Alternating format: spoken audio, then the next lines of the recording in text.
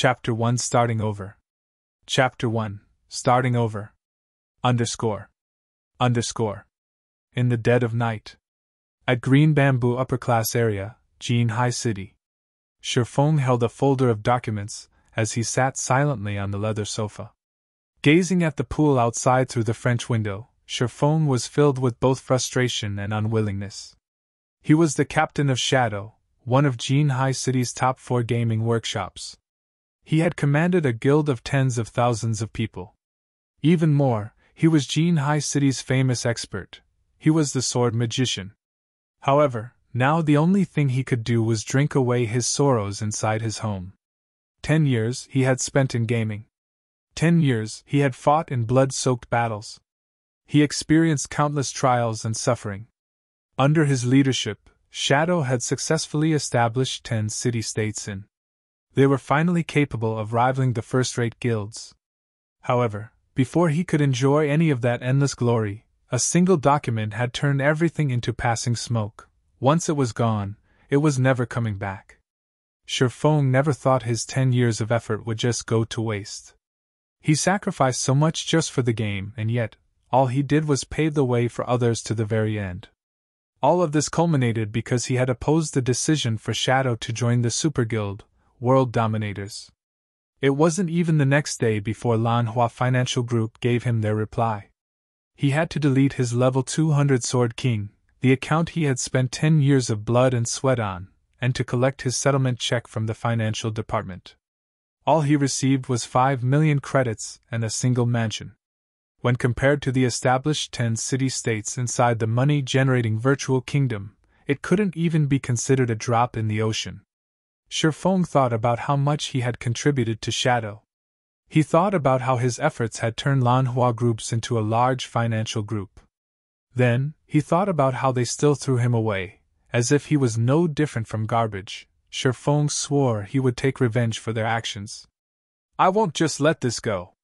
At worst, I'll just start over." Sherfeng's eyes flashed with confidence and resolution. His hands tore the termination contract into little pieces. Grabbing the bottle of wine from the tabletop, he gulped down several mouthfuls. Even if he no longer had his Sword King account, even if he no longer had his team's support, the skills and knowledge he obtained from the game would not betray him. As long as his skills remained, he could still rise once more within God's domain. He could rebuild a virtual kingdom of his own. Early morning. The sun had just risen. D. The phone alarm continuously rang. Sherfong woke up resentfully. He helplessly reached for his phone by the bedside. The effects from yesterday's drinking still loomed over him. "Hey, what's up? Brother phone, it's me, Blackie. You're still asking what's up? Didn't we agree to become professional gamers? Shadow Workshop is recruiting at our school today. Haven't you always wanted to become Shadow's core member?" Sherfong was slightly confused. Lanhua Financial Group just fired him, so why would he attend Shadow's examination? Brother Foam? Can you hear me? They're testing at 10 o'clock. If you don't hurry up, you're not gonna make it. Blackie, stop joking around. I just got fired from Shadow. Fired? Brother Foam, how much did you drink yesterday? Even now you're still not awake? How could you be fired if Shadow hasn't even recruited anybody until now? Alright, just come quickly. Blackie had cut the call before Sherfong could respond. When Sherfong looked at his phone in a daze, he discovered that this old and broken down iPhone 6 was not his phone. His phone was the latest iPhone 12. Immediately, Sherfong inspected his surroundings. What met his eyes was a messy room, no larger than 15 square meters. All around, there were books on gaming strategies. At a corner of the room, above the study table, there was an extremely outdated laptop. Within the wardrobe by the wall, there were clothes messily piled together. Inside the wardrobe, there was a mirror that currently showed a familiar face. Sherfong jumped up in shock when he saw this extremely familiar face. How have I become young again? Sherfong immediately walked towards the mirror. Only after looking at the mirror, at the reflection shown on it, over and over, did Sherfong confirm that he had indeed become young again. He slept in his luxurious and spacious bedroom yesterday, but now he was in this broken-down place after waking up. Not only that, he also had become young again. Sherfone could still recall some memories regarding this place. He had lived here 10 years ago. For over 6 months, Sherfone rented this place in reluctance, also that he could play God's Domain while also attending university. Only after he had earned some money in God's Domain had he rented a large condominium. Sherfone thought back to those arduous years. His family circumstances at that time weren't in good shape. For Sherfone to attend university, his parents had racked up some debts.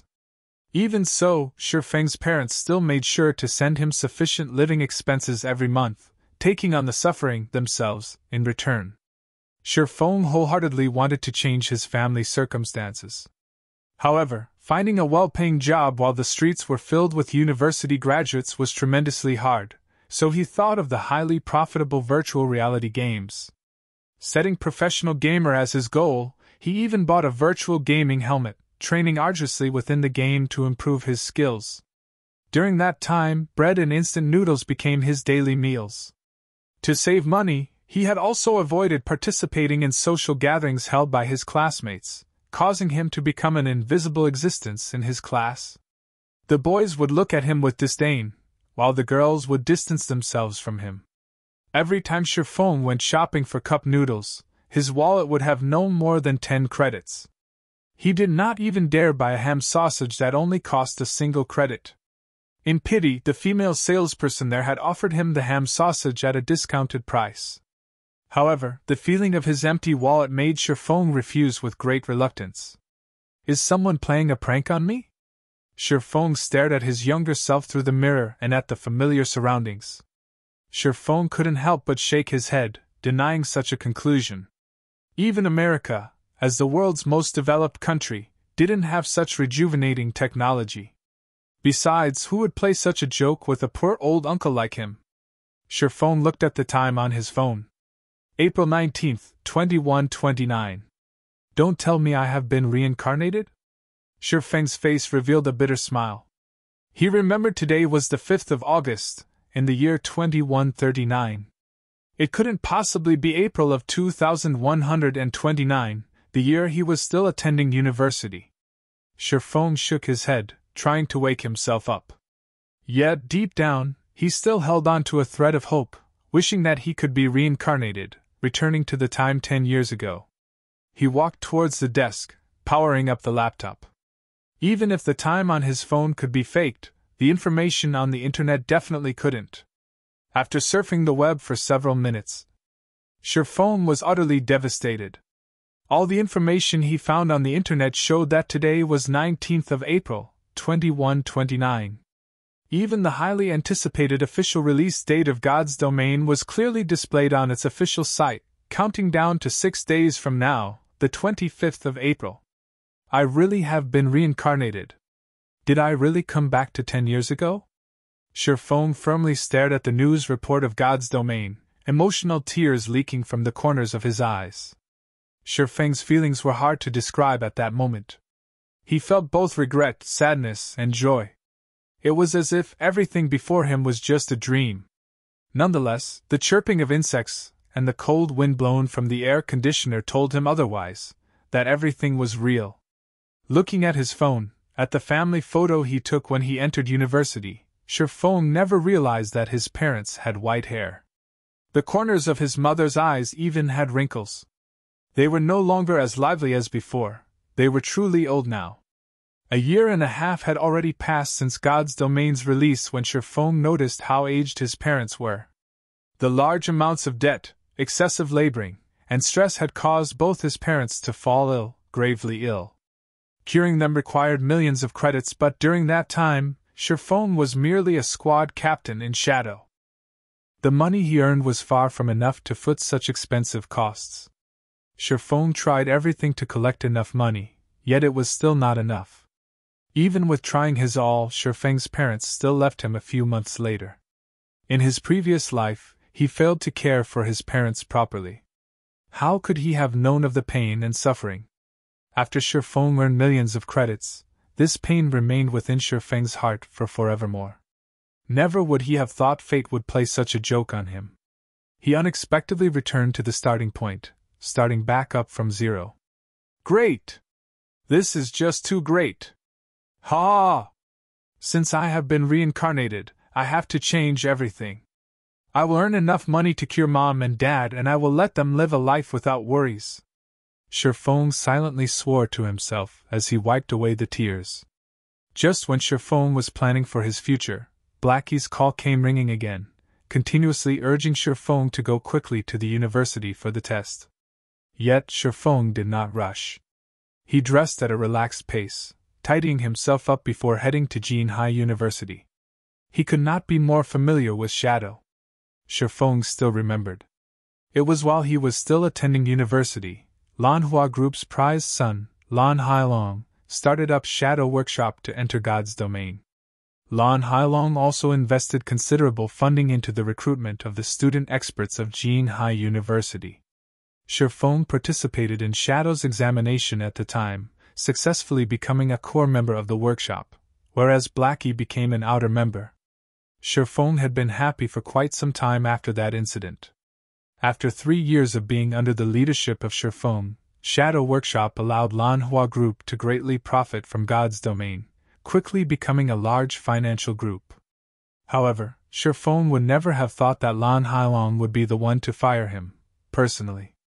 Since he had been reincarnated, he had an absolute advantage within God's domain that others did not.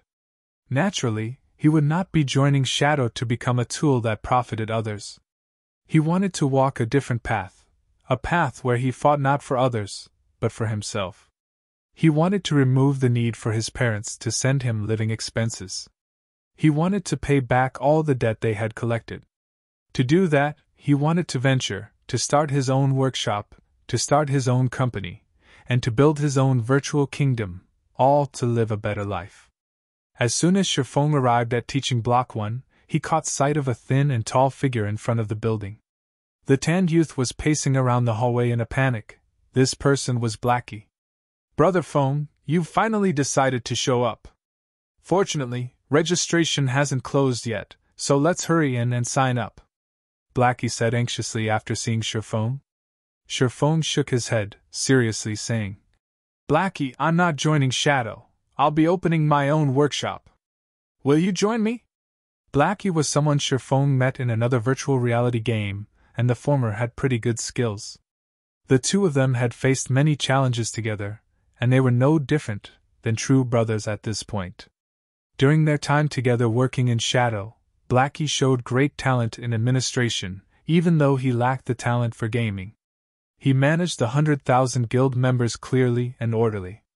If Sherfong had Blackie's help this time, his plans would be one step further.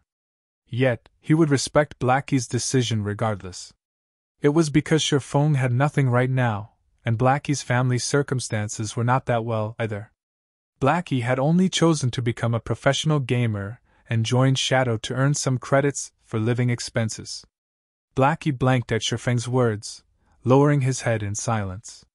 It was just too sudden. Not only that, the Sherfong that he saw today felt different. Unlike his usual impatient attitude, Sherfong currently gave off an unshakable and confident aura. After a full minute, Blackie raised his head to look at Sherfong. Brother Fong, stop speaking nonsense. Do you know how much a virtual gaming helmet costs? That's 8,000 credits. You also need at least 6 people to start up a workshop. What about the workplace, salary, and everything else? Just the initial startup funds would require 70 to 80,000. There are also the follow-up investments. That's a lot of credits. Do you have that many credits right now? Blackie was very aware of Sherfeng's circumstances. He knew Sherfeng's household wasn't well off, so he wanted to persuade Sherfong away from this sort of crazy thinking. You're right.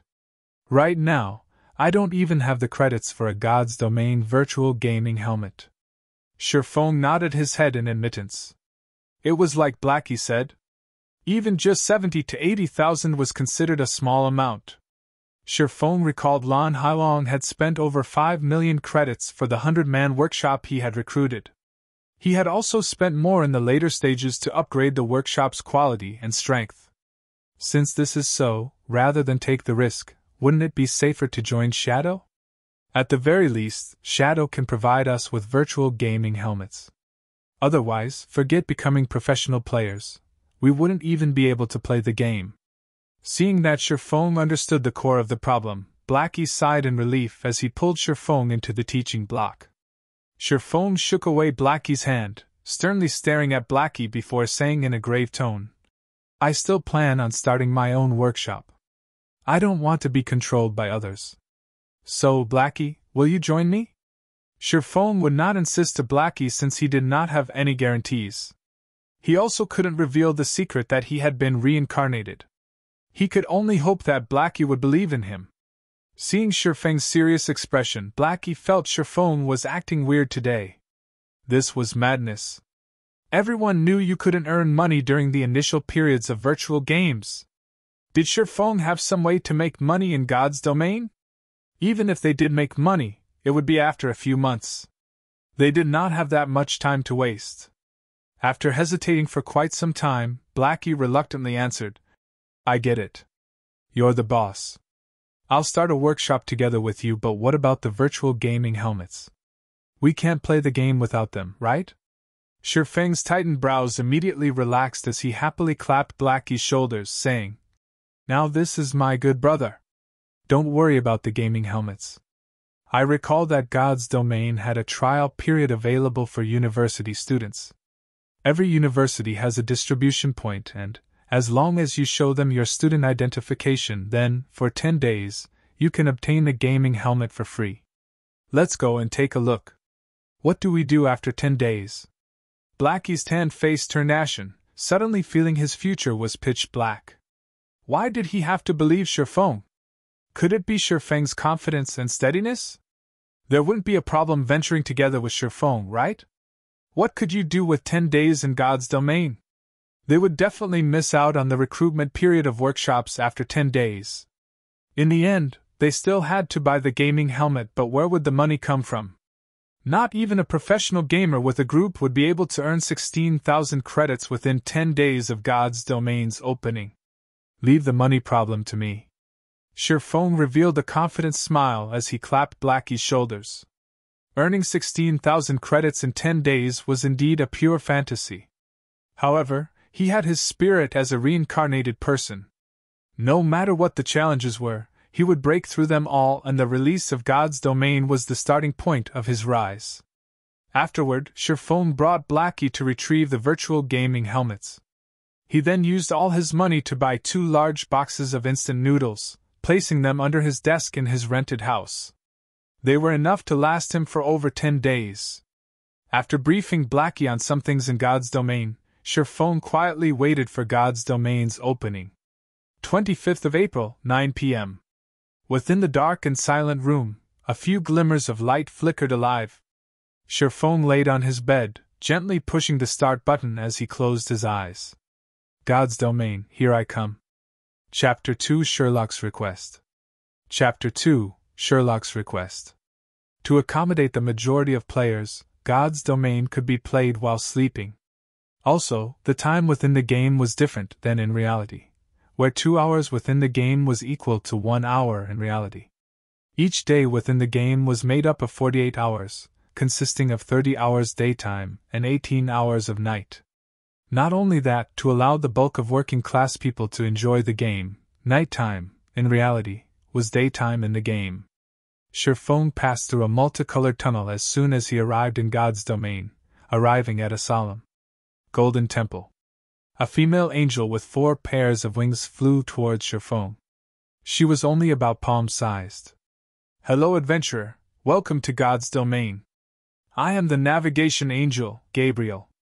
I will be introducing to you the 4 main categories and 12 main jobs. Please choose the job that you like most." With a wave of Gabriel's small hand, an illustration introducing the 12 main jobs appeared in front of Sherfong. These 12 jobs were categorized into 4 main classes: Warrior, Shield Warrior, Guardian Knight, Berserker; Weapons Specialist, Swordsman, Assassin, Ranger; Healer, Cleric, Druid, Oracle; Mage, Elementalist, Summoner, Cursemancer. Warriors specialized in defending against monsters. Weapons specialists focused on physical damage output. Healers focused on healing. Mages focused on magical damage output. Every job had their own style of battle, which was one of the main selling points of God's domain. In his previous life, Sherfong picked the swordsman under weapons specialists, and he was even known as the sword magician. Sherfong had already invested too much in the swordsman job, so naturally, he would not choose any other job. He chose the swordsman class he was familiar with without hesitation. Job selection complete. Please designate a name for your character. Yifeng. Sherfong chose the same name he had in his previous life. Naming successful. Do you wish to adjust your appearance? Adjustment rate limited to 15%. Thinking about it for a while, Sherfong chose to adjust his character's appearance by 15% as to not stand out. With this, nobody could recognize Sherfong if they saw his character, though it wasn't as handsome as the original. Please select a birthplace in the Star Moon Kingdom. A map that displayed tens of cities belonging to the Star Moon Kingdom appeared in front of Sherfong. The opening of God's domain was globally synchronized. To accommodate for the hundreds of millions of players, the lands of God's domain were incredibly vast, measuring up to 2 or 3 times of Earth, and the kingdoms within were even more plentiful. However, a player's living area and city, in reality, determined the country they would start in, so players could only choose the cities within the country. White River City. Sherfong did not plan to choose any other cities, so he chose the White River City that he was most familiar with. White River City was Star Moon Kingdom's 5th-ranked city.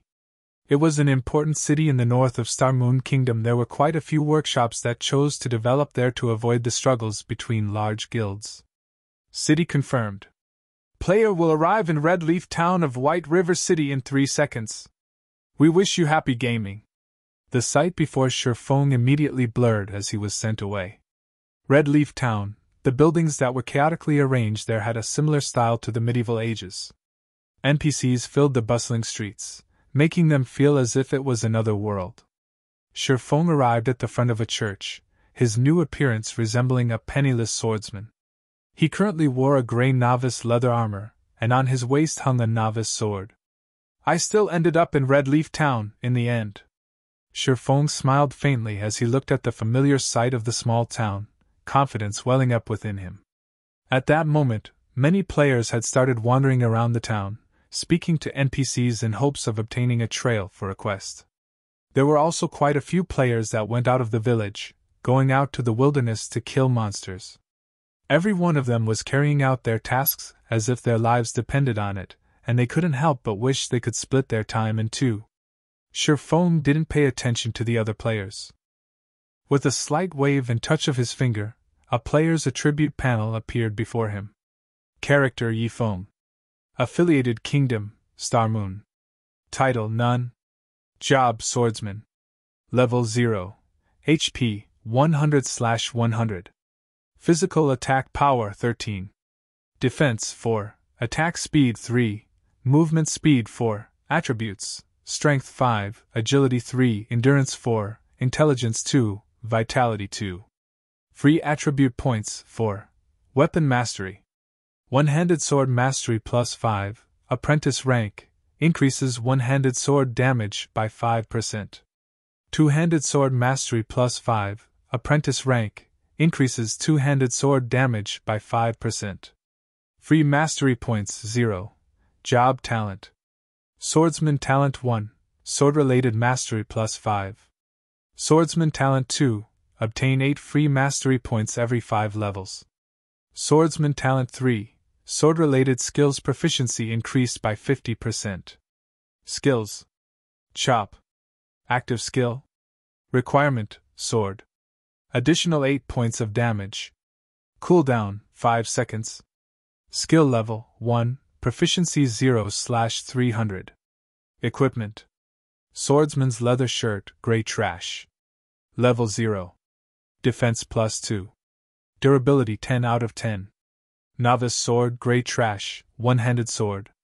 Level 0. Equipment requirement, strength 3. Attack power plus 3. durability 15/15. Inside his bag, there were 10 pieces of bread and 10 pouches of water. Eating the bread would recover 10 HP per second, while drinking water will recover 10 MP per second, and both effects lasted 10 seconds. Every swordsman started with the same attributes, the only difference being the allocation of the free attribute points. Each player could obtain 4 free attribute points with each increase in level. With each rise in level, the different ways players use these points would result in their own unique style. Strength increases physical attack power and the weight behind each attack. Agility increases attack speed and movement speed. Endurance increases maximum HP and stamina. Intelligence increases magical attack power and maximum MP, and vitality increases the recovery rate of MP and HP. Every job places emphasis on different attributes. As swordsmen belong to the physical damage jobs, most people would prioritize strength. In his previous life, Sherlock also made such a choice, adding 2 points to strength, 1 point to endurance, and 1 point to agility for every level. It was a very ordinary and commonplace choice. However, Sherlock did not plan to do so in this life. Without hesitation, Sherlock clicked on the plus sign, plus, for agility, placing all 4 free attribute points into it. Sherlock's agility increased to 7 points, his attack speed changing to 4 and movement speed to 4. This method of point allocation was something not even assassins, who were widely known for their high agility, would do. They would prioritize strength first, as more damage meant an easier time leveling up. Unfortunately, Sherlock didn't think that way. For melee jobs, agility was the best choice at the early stages of God's domain. This was kept a secret, only being discovered several weeks after God's domain's opening. When it was finally made known, countless melee players couldn't help but hammer their chests in regret. After adding the attribute points, Sherlock took a look at his surroundings. Only a while had passed before another large group of players were sent here. Green rhombus-like symbols belonging to players filled the air of the central plaza, blocking out the yellow symbols belonging to NPCs. Such a situation made looking for an NPC an even greater challenge. D. Sherlock's voice communication rang, the caller's name showing Black Cloud. It was Blackie calling. Brother Foam, I chose Cursminster and was sent to Falling Moon Town. Where are you? Now that he had entered God's domain, Blackie was extremely excited, itching to start his journey quickly. I'm in Redleaf Town, not that far from Falling Moon Town. I'll help you level up, so come to Redleaf Town, Sherlock said. Brother Foam, you must be crazy. Do you know how far Falling Moon Town is from Redleaf Village? The map says that it'll take me 7 hours to get there. I'll fall behind all the other players by a lot if I go there. We should just level up on our own and meet up at White River City after reaching level 10. Blackie nearly coughed out blood in anger. Earning 16,000 credits in 10 days was already madness. Instead of frantically leveling up after entering God's domain, he was asked to waste 7 hours? He wasn't going to do that, even if he was beaten to death. Don't worry. You should just come over. You'll get back the time you waste very quickly, Sherlock said dully. When Blackie heard Sherlock's confident tone, he asked excitedly, Brother Foam, could it be that you have a beta tester's information? God's domain had invited quite a few people to test the game before it opened, and these people were called beta testers. These beta testers could get a hold of first-hand information for God's domain, and, although changes would be made to the game, the beta testers would most definitely know more than regular players. What do you think? Just hurry over here, Sherlock answered in a mysterious tone, laughing. Hearing Sherlock's words, Blackie knew Sherlock had reliable information, and he couldn't help but get excited, saying, Okay, wait for me, Brother Foam. I'll go there right this instant. Ending Blackie's call, Sherlock walked towards a small dark alley of the town. There were hundreds of NPCs in Redleaf Town. However, NPCs that gave quests only numbered in the tens, while hidden quests numbered 5, and unique quests numbered only 1. A unique quest would no longer be available once completed by a player. The unique quest in Redleaf Town was only discovered 2 months after God's Domain's opening, and it had caused a sensation throughout the entire White River City the last time. As the quest was unique, the lucky player revealed the method to obtain it, earning the envy of many players. Unfortunately for them, the quest was no longer available, even if they wanted to do it. Of course, Sherphone wouldn't let this unique quest go in this life. Sherphone arrived at the dark alley filled with beggars in tattered clothing. The beggars were like wolves discovering fresh meat when they saw Sherphone walking over, quickly surrounding him as they begged for food. There was once a player who had given these beggars a lot of food. These beggars would ask for items after having their fill, and they would ask for more expensive items after each time.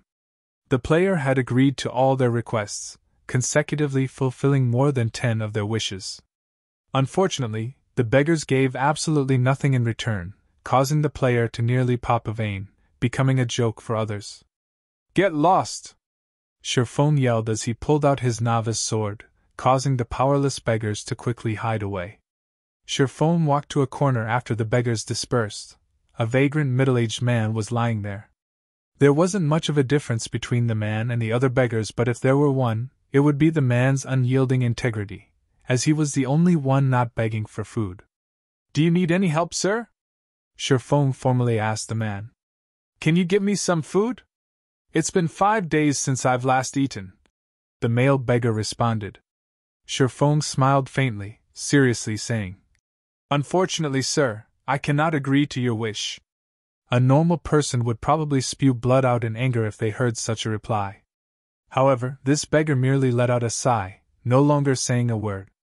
"However, if you are willing to pay an appropriate price, I can give you the food you need," Sherphone said. The beggar lifted his head and looked at Sherphone, his eyes carrying a hint of anticipation as he said, "If I had the money, I would definitely be willing to pay this cost, but right now I have nothing. Although, if you are willing to help me, I will pay you a sufficient price. Are you willing to help me? May I ask what you want me to do?" Sherphone questioned. The beggar said seriously, "Please help me kill the mayor of Redleaf Town, Cross." Even though Redleaf Town was just a small town, the town mayor was still a level 15 elite. There were also level 25 guards by his side. Aside from that, killing an NPC would result in being arrested. Killing the mayor was, without a doubt, a crazy action, and no player would believe this was a quest, as this was no different than telling players to commit suicide. Nobody would agree to such a damnable request. "All right, I promise you," Sherphone unhesitatingly agreed with a smile. System: Unique Quest. Sherlock's request. Accepted. Quest details: kill Cross, the mayor of Redleaf Town, and bring the mayor's insignia back to Sherlock. Players must not exceed level 10. Sherphone turned around and headed towards the town hall, the place where the mayor was staying, after receiving the quest. Chapter 3: Lonely Snow. Chapter 3: Lonely Snow. Sherphone walked on the path towards the town hall, crowded with people. The less than spacious road was filled with players. They were conversing with the NPCs, taking the chance to obtain a quest. Such a scene gave one a feeling of arriving at a market. Unfortunately, it was not an easy task obtaining a quest in God's domain. The main reason being, the NPCs had high intelligence, giving them the capability to hold one-to-one conversations. Also, players must watch what they say or risk being given the cold shoulder by the NPCs. And there was a tide of players as competition. Obtaining an easily found normal quest was truly difficult. After more than 10 minutes since God's domain started, there had yet to be a single player within Redleaf Town to receive a normal quest. In comparison, Sherfeng's advantage as a reincarnated person was truly great. Not only has he received a quest, but it was a unique quest, albeit a slightly damnable one. However, a unique quest's reward was incredibly generous. Even top-tier players who had played God's domain for a month would drool at the reward of this unique quest. As a person who had been reincarnated, Sherphone had the experience of leading thousands of people while he was in Shadow Workshop. They had even built 10 city-states. The amount of information on God's domain that was within his grasp far surpassed what the average player knew. It was especially true when it came to strategies on leveling up and earning money. These were the must-have essentials for a workshop with thousands of players to grow in strength.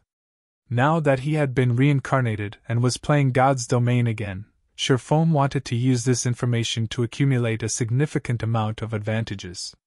It was all to build a better foundation for his future development. So naturally, he would not be imitating the average player, wasting hours on the streets just to fight over a single normal quest.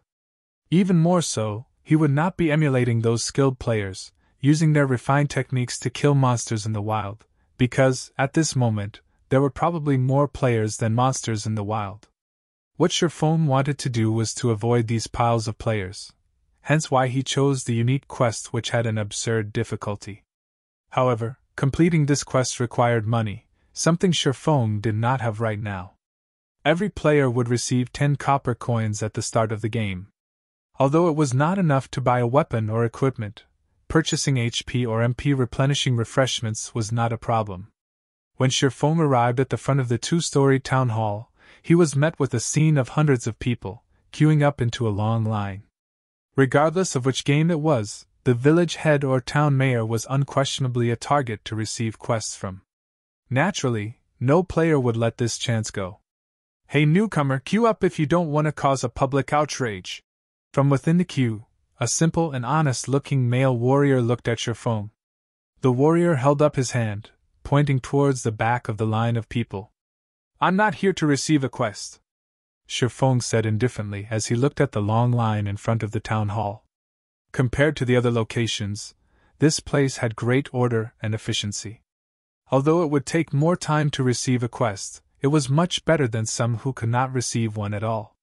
The male warrior cautiously looked at Sherlock.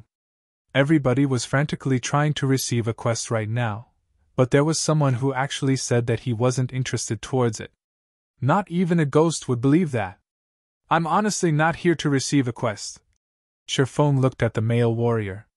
Seeing the person's hostile eyes and how he thought Sherlock had wanted to jump queue, Sherlock said with a smile, "However, I advise you to receive a quest somewhere else.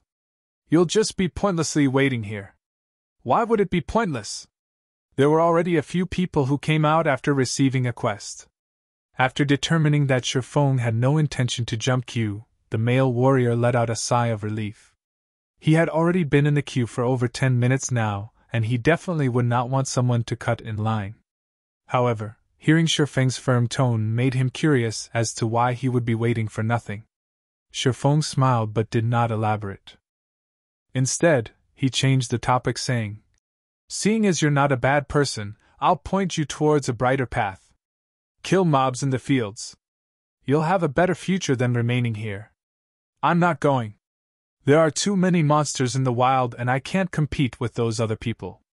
This place is still better." The male warrior shook his head. He was not an idiot.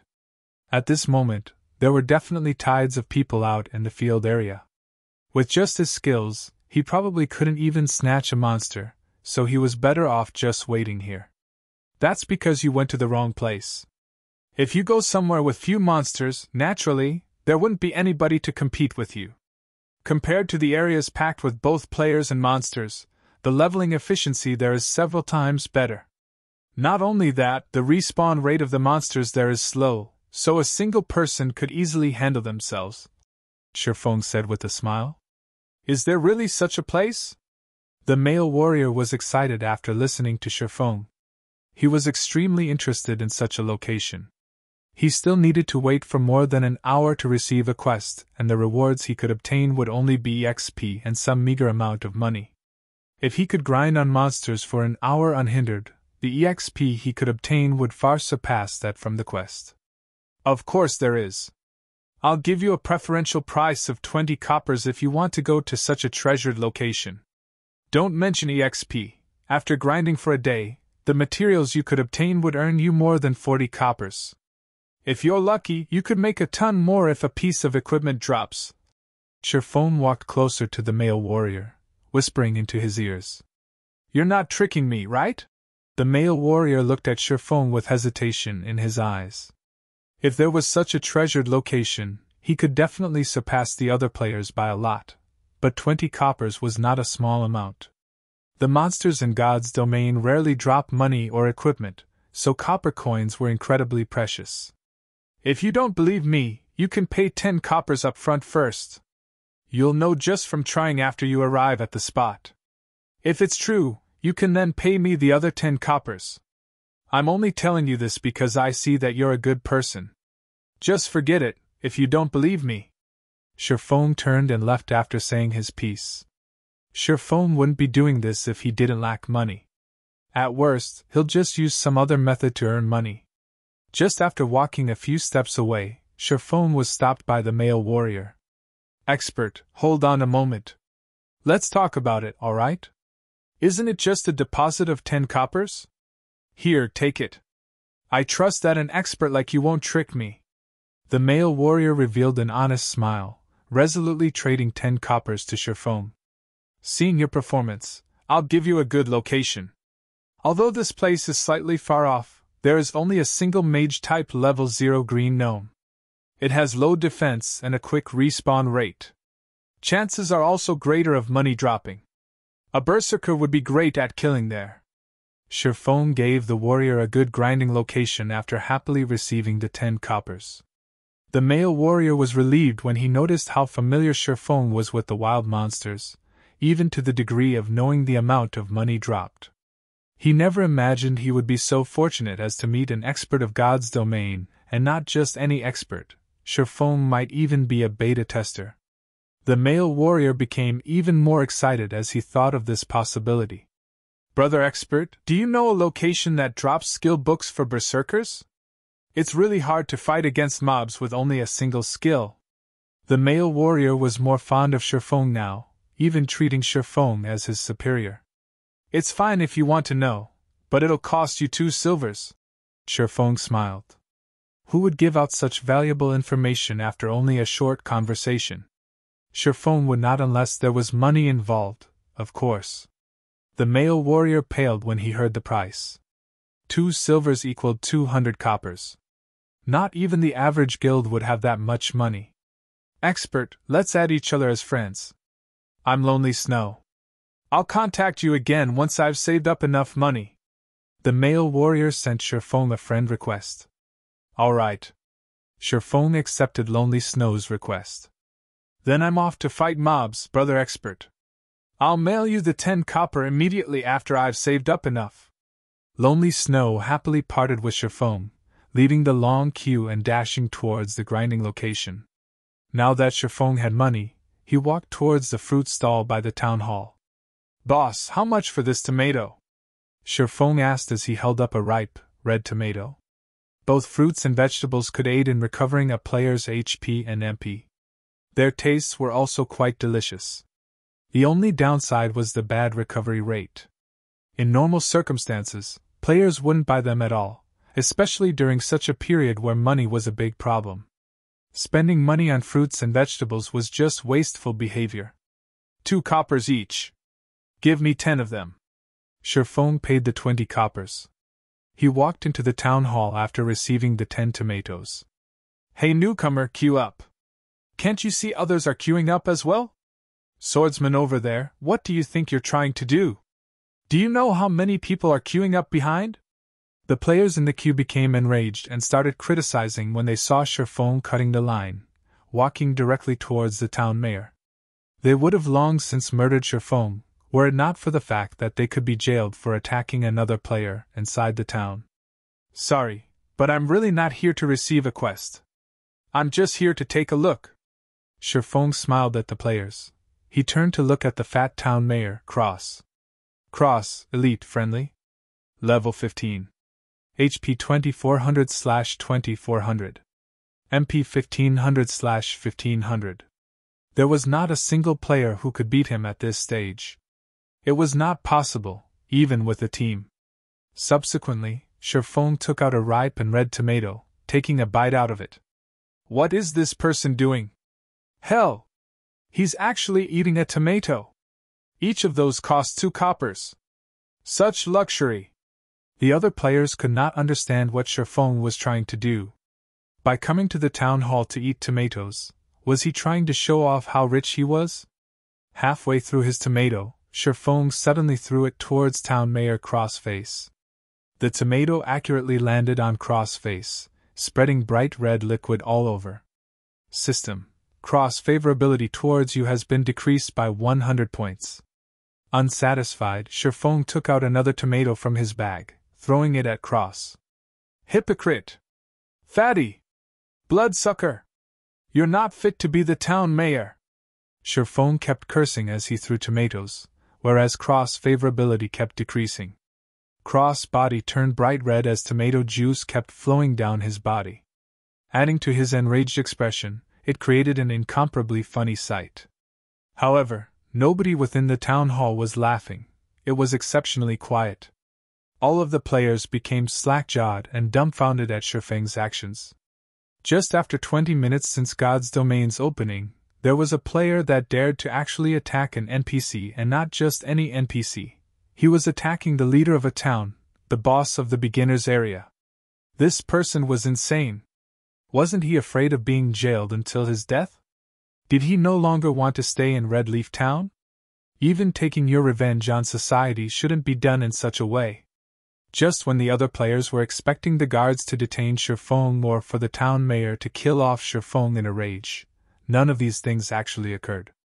None of the players knew that insulting an NPC was not considered an attack. Hence why neither the guards nor Cross attacked Sherfong. Sherfeng's actions would only lead to the NPC hating him to the bones, and he could forget receiving quests from the NPC in this lifetime. As Sherfeng's last tomato landed on Cross' face, Cross' favorability fell towards hostile. Cross' level became question marks, and the yellow marker above him quickly turned a crimson red. Damnable insect! I'll send you down to hell! The bright red cross roared loudly as he rushed at Sherfong. Chapter 4: The Sensation Caused by Death. Chapter 4: The Sensation Caused by Death. Town Mayor Cross' furious roar reverberated throughout the entire town hall. With a high speed, Cross instantly arrived in front of Sherfong, his fists stretching out towards Sherfong. The other players were currently reveling in Sherfeng's misfortune, taking the chance to gauge Town Mayor Cross' strength. Cross was a level 15 elite, and a single slap from him was enough to sweat the current players to death. However, Sherfong was foolish to the degree of actually angering the mayor. Not a single person in the entire Red Leaf Town could save him now. He would be jailed until he was on his deathbed, or he would be chased out of Red Leaf Town. However, Sherfeng's surprisingly calm attitude puzzled the other players. Was he already prepared for death? When Cross was about to hit Sherfong, the stationary Sherfong finally moved. Like a hunter waiting for his prey, Sherfong immediately unsheathed his novice sword. With swift motions, he used the sword to defend his body. Pun! Cross' fist landed on the novice sword, sending Sherfeng's entire person flying. Just as Sherfong was about to fall, he flipped his body, landing steadily on the ground with the flexibility of a cat. However, his HP had instantly decreased by 84, and the novice sword in his grip trembled uncontrollably. The sword's durability had even reduced by 1 point. The weapon would become useless once its durability dropped to 0. See. All the players drew in a cold breath. Seeing Sherfeng's troublemaking, they had initially thought of him as a mere rookie. However, after Sherfeng's recent performance, anybody with a discerning eye could tell he was a very skillful person. Even if Cross had low physical damage as a mage, as a level 15 elite, he could still kill any of the current players in a single strike. Yet Sherfong was alive. He had used his weapon to block the attack, reducing the damage to a minimum. He's clearly a mage, and yet his strength and speed are truly shocking. Sherfong silently marveled as he outlooked the lamenting novice sword in his grip. Fortunately, he had added all his points to agility, increasing his attack speed to 4.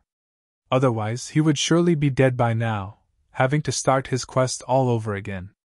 Die, insect! After failing his strike, Cross was further enraged. Suddenly, his clothes were ripped apart, revealing a body covered in pitch-black fur. Cross had turned into a werewolf with sharp fangs. Every player was shocked at this moment. Never would they have thought the mayor was an evil werewolf. Cross arrived at Sherfeng's back in an instant, raising his bright snowy claws and slashing them at Shifeng's heart. However, Shifeng revealed a cold grin, even though he only had 16 HP remaining. Cross claws suddenly stopped. They were only a few centimeters away from dealing with Shifeng. Unfortunately, Cross was hit by a level 25 guard's charge, entering a fainted state for 1 second. Shifeng took this chance to quickly move away. Just when Cross was about to rush Shifeng after awakening, he was interrupted once more by another guard. Both of the guards were level 25 warriors. Although either of them was elites, the damage they dished out was relatively high. A charge, coupled with a normal attack, had quickly taken 300 HP away from Cross. 2 guards had taken away a total of 600 HP, causing Cross HP to fall to 1700 in an instant. As expected of the guards, their attack power sure is high. Shifeng chuckled as he looked at Cross' sorry state. Guards were the protectors of the town. They were specialized in protecting the town's civilians and resisting against the invasion of evil beings. At this moment, the mayor had transformed into a werewolf, proof that he was not a human, but a spy for the powers of evil. The guards would naturally not let him go, killing him as if he were no different than the monsters in the wild. On the surface, the conditions of Sherlock's request seemed harsh. In reality, however, players only needed to actively attack the mayor, subsequently surviving the mayor's first strike. Afterward was just smooth sailing. The guards would handle the rest after the mayor revealed his true self. In Shifeng's previous life, the reason this unique quest could shock the entire White River City was because the town mayor was a spy for the forces of evil. This quest had allowed players to have a new perspective towards God's domain. The NPCs were not entirely reliable, as they might be one of the forces of evil in disguise. Simultaneously, the player who completed the quest had shocked everyone with his method of baiting the town mayor. The player had racked his brain to complete the quest, and naturally, he wanted to show off his efforts by revealing his strategy. Now, though, it was being taken advantage of by Shifeng. As such, Cross was now being attacked by the 2 guards. Although the damage dealt by the guards was very high, Cross' target had never shifted away from Shifeng. He continuously aimed to kill Shifeng, but, unfortunately for him, the 2 guards stuck to him like glue. One of the guards used Bone Crusher, while the other used Thundering Strike, causing Cross' movement speed to plummet. Fortunately, Shifeng was able to escape death with his 5 points of movement speed. Just like that, Cross over 2000 HP was nearly depleted. When the other players saw Cross dying, many of them started becoming restless. They wanted to land the last strike on the mayor. They did not understand why the guards were attacking Cross instead of Shifeng but a town mayor who was also a level 15 elite. If he died, he would definitely drop some great items. Hiding someplace far away, Shifeng smiled in disdain in regards to their thoughts. Was the town mayor someone they could have ideas about? Although the mayor had become one of the forces of evil, this was only a part of the quest's plot. In the eyes of the other players, the mayor was still in a friendly state. It was not possible to attack the mayor at all. When Cross only had 100 HP remaining, all the other players started moving. All of them simultaneously rushed towards Town Mayor Cross. All of them wanted to give the final strike, snatching away the dropped items. Seeing that Cross was only a hit away from death's door, Shifeng, too, dashed out. Unfortunately, Cross still died under the guard's blade in the end. Not a single one of the players was able to strike at Cross. Although Shifeng could attack, he did not want to risk it. After the mayor's death, he immediately took away the mayor's insignia and disappeared into the crowd. NPCs within a city would not yield any EXP or loot if killed. Shifeng wouldn't even be able to obtain the mayor's insignia were it not for a quest. Crap! The system's bugged. Why can't I attack the mayor? I want to complain. Why didn't the mayor drop anything after death? Some of the rookie players resentfully complained. A level 15 elite had died before their eyes, yet they did not obtain a single advantage. They simply could not accept it. Moron! Don't you know you have a friendly relationship with the NPC? Players can't attack an NPC with a friendly relationship. If you don't even know such common knowledge, why bother playing God's domain? After ridiculing the rookies, the competent players searched for traces of Sherfone. A player who could kill the town mayor in such a way was definitely an expert, someone they should associate with. However, they could not spot Sherfone, even after looking for a long time. They also did not know his name. They could not help but secretly feel pity. Meanwhile, news of town mayor Cross' death spread throughout Redleaf Village, creating a sensation amongst all the players. At this phase of the game, where players were still worrying over grinding monsters for levels, the leader of a town was toyed to death so simply. This was just too mind-blowing. Not even 30 minutes since God's Domain's opening, a news thread appeared on the official site's forums. Mysterious swordsman kills off level 15 elite, Redleaf town mayor. The leader of a town was actually a werewolf in disguise. Exactly what kind of game is God's Domain? This news thread instantly caused a sensation amongst the players. It only took a moment for the number of clicks to the page to go past 10 million. Everyone became interested with this mysterious swordsman. Unfortunately, they could not contact the person since nobody knew his name. By now, Sherfone had already arrived at the dark alley. "Mr. Sherlock, this is the mayor's insignia that you requested." Sherfone passed silver-colored mayor's insignia to the beggar, Sherlock. With the quest's completion, bad news came to both the players who had already received a quest and for those who were currently trying to receive one from the mayor. This was because Cross would not respawn. They would have no place to submit their quest even if it was completed. Redleaf Town would also no longer have a mayor, though Sherfone could care less about that. "Thank you. Thank you so much. I have finally attained revenge for my friend. These things should be of help to you." Sherlock passed Sherfone a delicate little box. Subsequently, Sherlock took the mayor's insignia and left the dark alley. System, unique quest. Sherlock's request. Completed. Rewarding 2000 EXP, 20 free mastery points, 1 luxurious ornament box. With a wah sound, Sherfone became level 1, and he was only 1000 EXP away from level 2. Sherfeng's level became Redleaf Town's top 1, only 30 minutes after the start of God's Domain. In normal circumstances, the average player required 1000 EXP to rise to level 1. Such an amount required at least 6 or 7 hours of grinding monsters, as each level 0 monster only gave 3 EXP. Time was also needed to look for monsters, to recover, and so on. Factoring in the massive amount of players at the start of the game that was fighting over monsters, taking over 10 hours to arrive at level 1 could be considered average. Why is the unique quest's reward so generous? Was it because I completed it at level 0? Sherfone became slightly uncertain, but he was still delighted with such rewards. In his previous life, the rewards posted were not as luxurious. Although the amount of EXP was the same, the number of free mastery points was not. The other person only received 10 points for it, as well as a delicate ornament box, while Sherfone received 20 points and a luxurious ornament box. Free mastery points were extremely precious in God's Domain. Rarely would a quest award 3 to 5 points. This unique quest had awarded 20 points. Hopefully it won't let me down. Although it isn't a delicate ornament box, it is still the better luxurious ornament box. It should come out.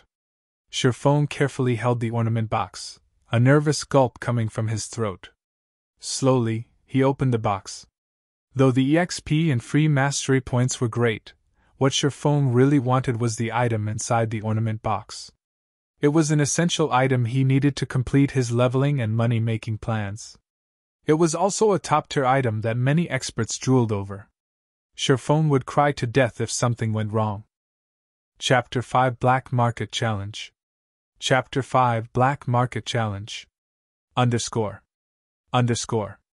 As the luxurious ornament box slowly opened, a dazzling array of multicolored light burst out from within. Fortunately, Sherfone was currently standing inside a dark alley. There were no players who would wander over here. Otherwise, such a spectacle would have incited the greed in their hearts and Sherfone would be killed and robbed. When the glowing brilliance faded, a simple silver necklace and a purple gold ring could be seen lying inside the luxurious ornament box. Carved on the ring's exterior were words resembling the ancient language of elves, and within them stored a tremendous magical power. Fortunately, it is still the ring of gravity. Sherfone let loose his breath when he saw the appearance of the ring. Carefully, he took the ring out of the box and inspected it. Ring of gravity, mysterious iron rank. Equipment level, 0. Strength +2, agility +1, endurance +1. Additional skill, gravity liberation. Greatly reduces the gravity acting upon the user. Duration 30 seconds. Cooldown 5 minutes. Great! It's not just bronze rank.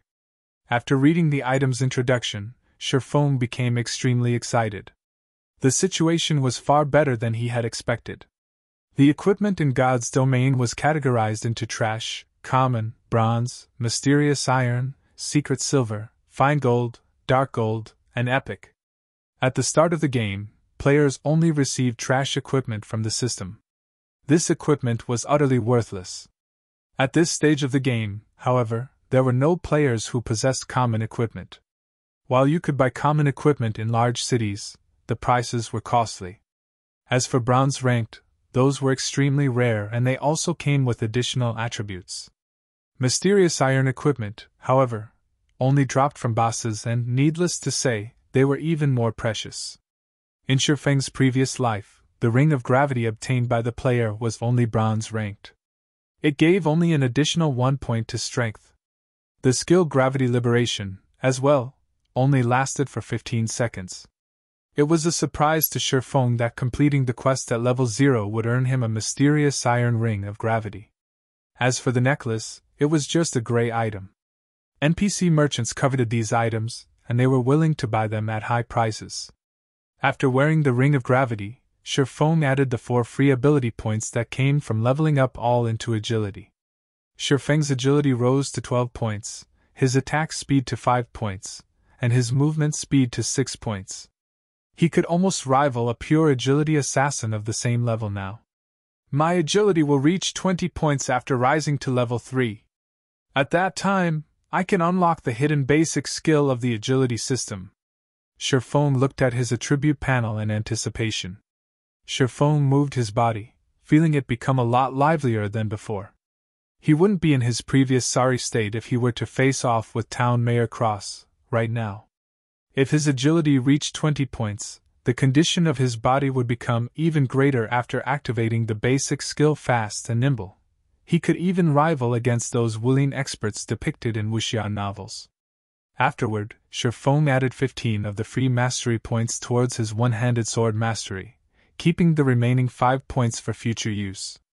With his one-handed sword mastery now at a total of 20 points, Sherfone advanced from apprentice to basic swordsman, and the additional damage dealt by using a one-handed sword increased to 10%. He was still 30 mastery points away from advancing to an intermediate swordsman. Regular attacks were only the basics for a swordsman. If one wanted to become an expert with the sword, skills were a must-have. The more, the better, as this would create more flexibility when in battle, thereby allowing the swordsman to dish out greater damage. Sherfone was both an expert of the sword and a person who had been reincarnated.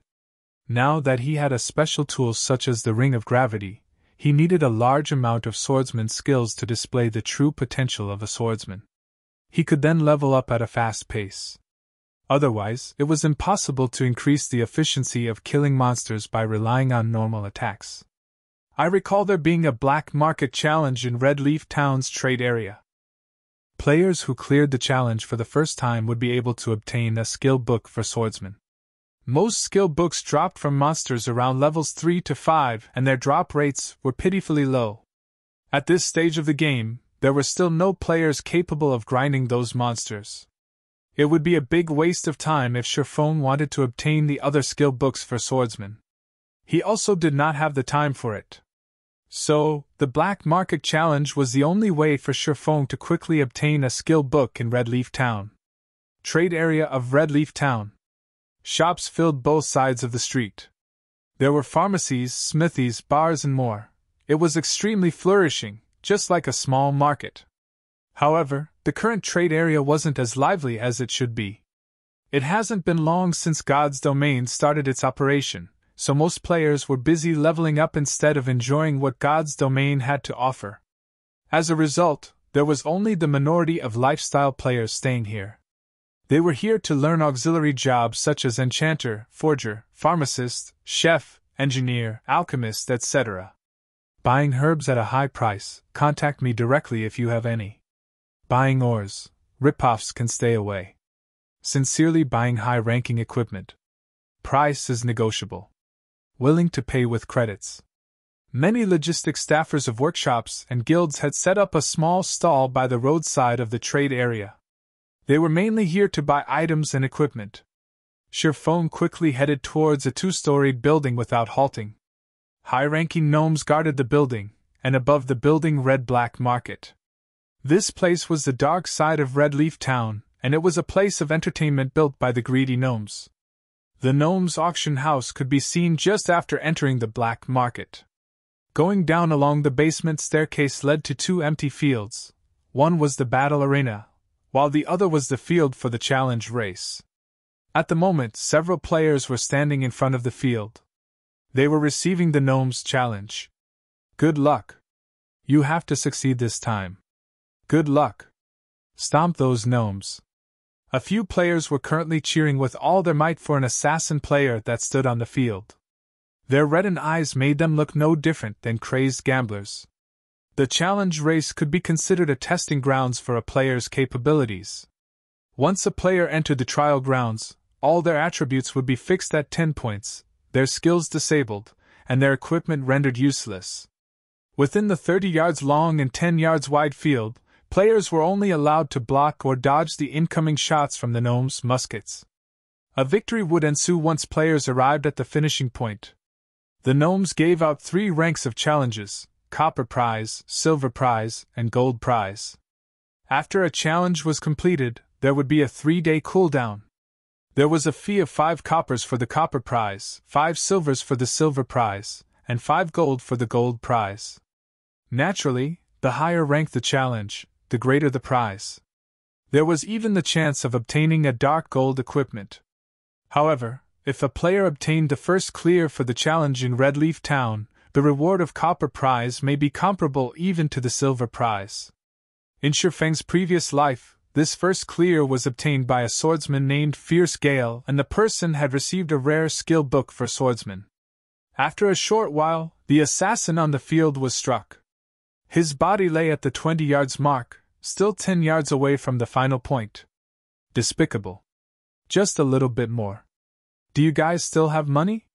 I'll definitely clear it the next time, the male assassin said after reviving from the field. A male cleric shook his head saying, Boss Stabbing Heart, the 5 of us have already given you all our money. We don't have any more. By the side, Sherfone shifted his sight towards the assassin. He was shocked after hearing the 2 words Stabbing Heart. The person's body was covered in black clothing. He had a short and skinny stature, just like a monkey.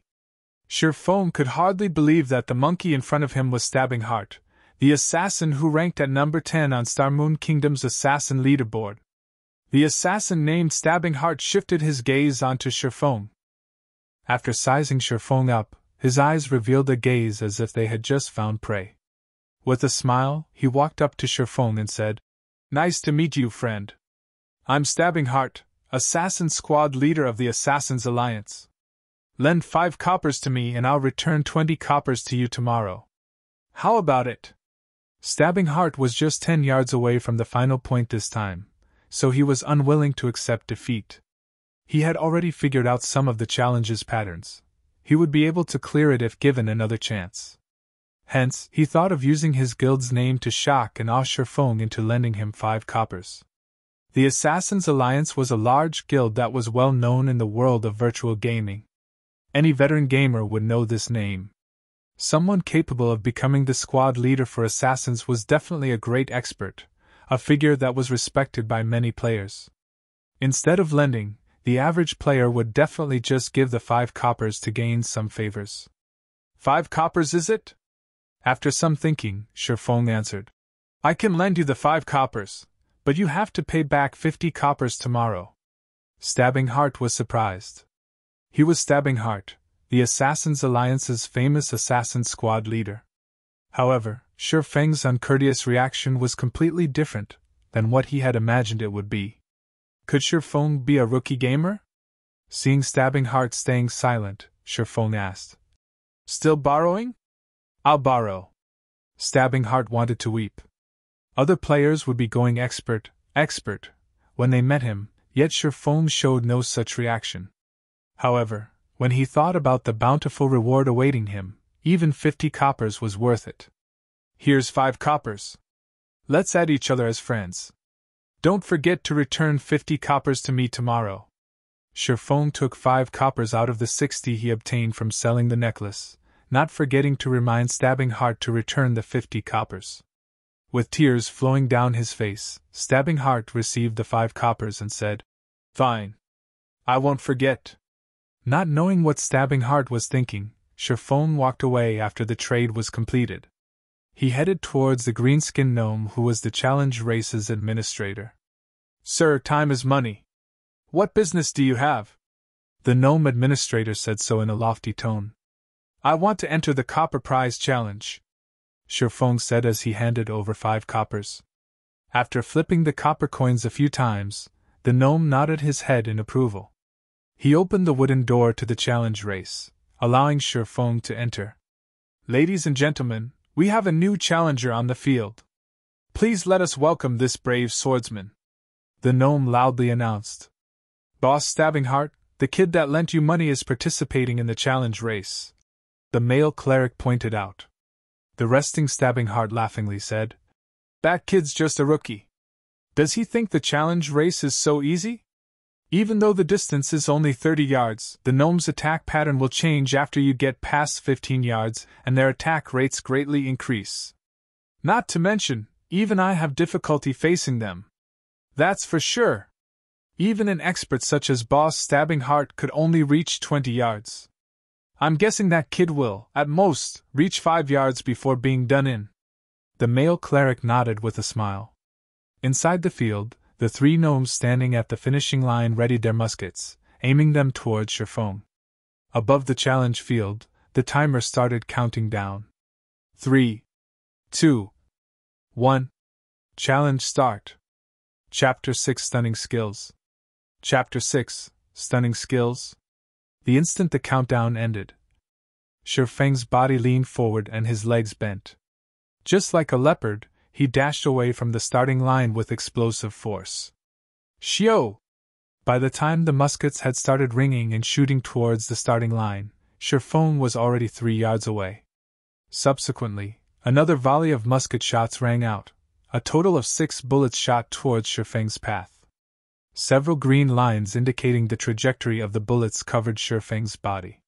Shi Feng would become a sieve if his reactions were not keen. Just as the bullets were about to hit, Shi Feng dodged to the right with a sidestep. He rushed forward once more, after avoiding the second volley of shots. Bullet casings fell to the ground consistently as the 3 gnomes continued to aim and shoot. However, Shi Feng avoided them with the vigor of a leopard, every single time. The way he stayed a step ahead of the bullets made it seem as if he had control over them. It can't be. He's already at the 10-yard mark.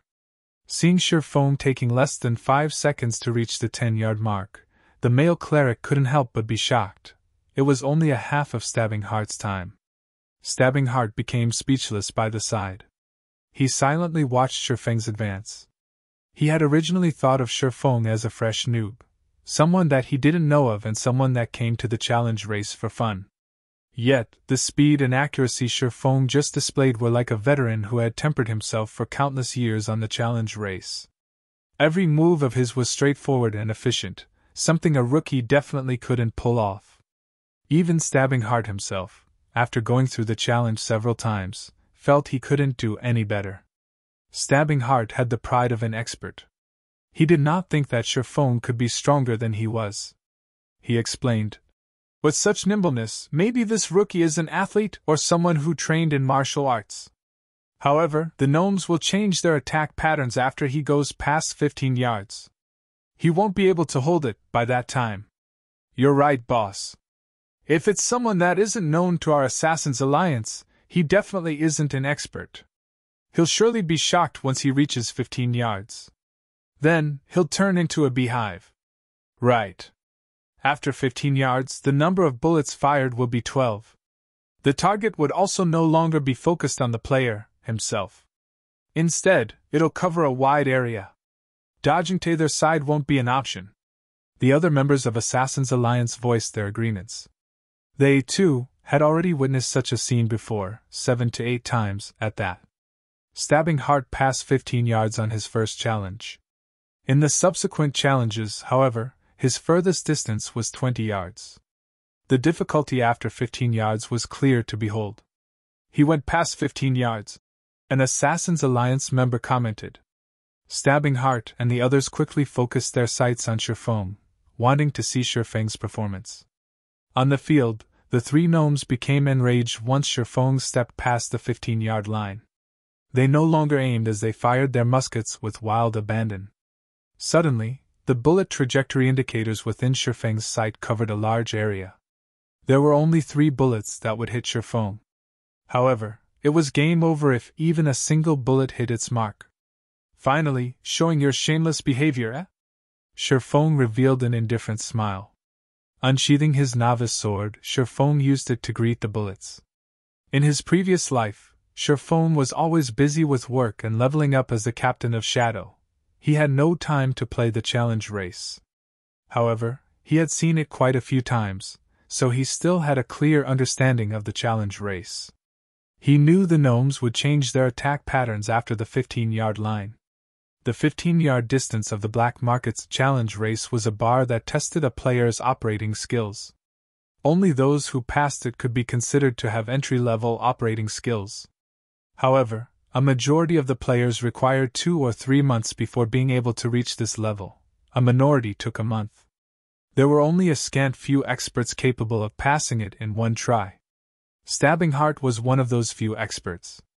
3 bullets were about to hit Sherfang's head, chest, and arm, 3 locations. As expected, this kid's no good. The bullets are too numerous and too spread out. He's already forgotten to dodge them. He's even dashing ahead like an idiot. Stabbing Hart knew it was foolishness when he saw Sherfone rushing towards the bullets. Did he think the challenge would continue if he were just shot by 1 or 2 bullets? Right this moment, Sherfang's head shifted. He waved his novice sword, creating a white streak of light. Pung! A spark was created. Sherfone had waved the novice sword just at the right spot, effortlessly hitting the bullet that aimed at his chest. The threat of the 3 bullets was simply resolved by Sherfone. He had, once more, advanced another section of the distance. Yet, the 3 gnomes did not stop firing. The muskets in their hands were like machine guns, firing volley after volley of bullets. Within an instant, Sherfone faced off with another 5 bullets. There were also bullets all around that prevented him from dodging. Dang! Dang! Dang! Sherfone swiftly moved his body while waving his sword to deflect the unavoidable bullets. As the bullets passed by his body, his ears could even hear the air being split. Only 3 seconds went by and Sherfone had passed through the 20-yard mark. He was only 10 yards away from the finishing point. Crap! Boss, who is this kid? He actually used his sword to block the bullets. The male cleric widened his eyes in surprise. Sherfone had given him an indescribable sense of shock. Although the bullet trajectories were indicated, accurately blocking them was easier said than done. Such an action required extreme precision and skill to carry out. Not to mention, the margin of error allowed was a damnable one. Stabbing Hart suddenly became speechless. Deflecting bullets with a weapon was like walking on a thread of wire high up in the sky. A single misstep would send you plunging into the abyss. As if he was enjoying it, Sherfone blocked the oncoming bullets over and over. Whereas the bullets seemed to have a life of their own, intentionally avoiding Sherfang's body as they flew past. Boss, that swordsman has run past 25 yards. He'll definitely pass the finish line at this rate. The male cleric's heart became a chaotic mess as he watched Sherfone dance forward, sparks occasionally flashing in front of his body. I have eyes. I don't need you to remind me. Stabbing Heart said in annoyance. He was deeply drawn in by Shifeng's actions. The moment Shifeng went past 25 yards. Die, challenger! One of the gnomes at the finish line laughed. The gnome took out an automatic musket, sending a wave of bullets towards Shifeng. Suddenly, the number of bullets increased to 24. Not only that, their distance from Shifeng was a mere 5 yards. It was an unavoidable distance for players. Hell! This is cheating! Stabbing Heart unwillingly shouted. The other players became extremely nervous when they saw the scene, and they couldn't help but curse at the shamelessness of the gnomes. Facing the hail of bullets, Shifeng quickly turned grave. Although he had known about the second change at the 25-yard mark, even he would panic in the face of so many bullets. Shifeng bent his knees, leaping forward like a leopard. He darted headfirst towards the area with the least amount of bullets, reducing the surface area of his body that would come into contact with the bullets. Following which, he madly waved the novice sword, simultaneously creating 4 streaks of white light. Pun! Pun! Pun! Pun! After a series of sparks, Shifeng's body passed through the storm of bullets. The moment his body was about to make contact with the ground, his free arm pressed downwards. Shifeng quickly stood up with all his might, rushing past the finish line like a bolt of lightning. Total time spent, 14 seconds. Estimated record time of 18 seconds for copper prize broken. I'm really not used to this soft and weak body. Shifeng slightly lamented after passing through the finish line. If he was over level 100, with his body's constitution, he could easily carry out the 4 simultaneous sword slashes with great ease.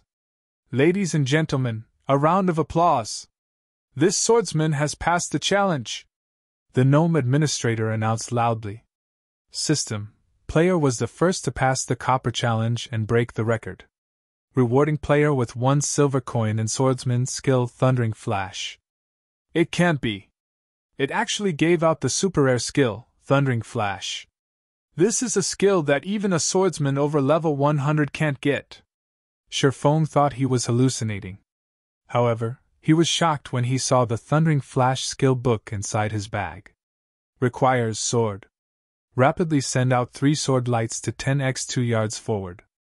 Each hit will cause 130% damage and also give a damage amplification effect, amplifying the damage of your following attacks by 20% for 15 seconds. Cooldown 30 seconds. Without a second thought, Shifeng clicked and learned the skill. Swordsman was a job that mainly focused on dealing damage to single targets. It didn't have many powerful AoE skills. Thundering Flash was one of the few powerful AoE skills a swordsman possessed. If it were learned during the early periods, it would definitely create a huge gap from the other swordsmen. After learning Thundering Flash, Shifeng started to feel himself gaining the makings of a swordsman. You guys continue playing, I'll be leaving first. Don't forget my 50 coppers. Shifeng looked towards the dumbfounded Stabbing Heart, leaving the black market after calling out to them. Stabbing Heart indifferently nodded his head. Boss, he's gone. He took away the prize as well. Should we chase after him? The male cleric asked. Stabbing Heart's shock gradually faded after Shifeng left. He stared at the male cleric, scolding. Are you an idiot? We'll be lucky if we have time to even curry up to such an expert swordsman. Making enemies of him? Are you courting death? Not good. I have to tell this to guild leader. Luckily, I added him as a friend. Is he called Jifeng? I can't believe I've never heard of such an expert. Could he be some sword expert in disguise? Stabbing Heart acknowledged that he could not pass the challenge in such a magnificent way. Especially the last bout after the 25-yard mark, that was just cheating. It was impossible for players to block or dodge. Yet Shifeng had done it. At the trade area, Shifeng met with Potion Master Kevin. He spent 120 coppers purchasing 20, instantly shrinking his wealth down to 30 coppers. However, he still spent it, all to level at the speed of a rocket. Shifeng took the exploding berries and left Red Leaf Town, running westward. At that moment, all players were at level 0, and all of them were killing level 0 monsters around Red Leaf Town. There were also a few with good techniques killing level 1 baby wolves in a party. A warrior tanking at the front and a damage dealer and healer behind, fighting together in an orderly manner. Although the EXP was shared between several people, the efficiency was a lot higher and there were fewer competitors. However, Sherfong did not plan to compete with these people. Passing through the level 1 monster area, followed by the level 3 monster area, Sherfong headed straight towards Redleaf Forest, a level 5 monster area. There were no players who would go there. There were still no players who dared to challenge level 5 monsters at this stage of the game. Not only was there the suppression due to the difference in levels, but there was also the significant disparity in HP and attack power. A level 5 monster could easily steamroll over a level 1 player. Even a 6-man party was no match for a level 5 monster. There was a heavy penalty whenever a player died. Not only would they lose an entire level's worth of EXP, but their skill proficiency would also be decreased. There were simply no players who would take the risk. Otherwise, hours of their hard-earned EXP and proficiency would become pointless. Chapter 7 Leveling with Ease. Chapter 7 Leveling with Ease. Red Leaf Forest was made up of beautiful maple trees. Level 5 monsters roamed around the woods. To a player below level 3, this was a restricted area. Sherfong, as well, was no match for these level 5 monsters, even though he had reached level 1. However, Sherfong ran into the Red Leaf Forest without hesitation. Cautiously, he advanced towards the inner reaches of the forest. Level 5 forest wolves could be seen patrolling around the woods from time to time.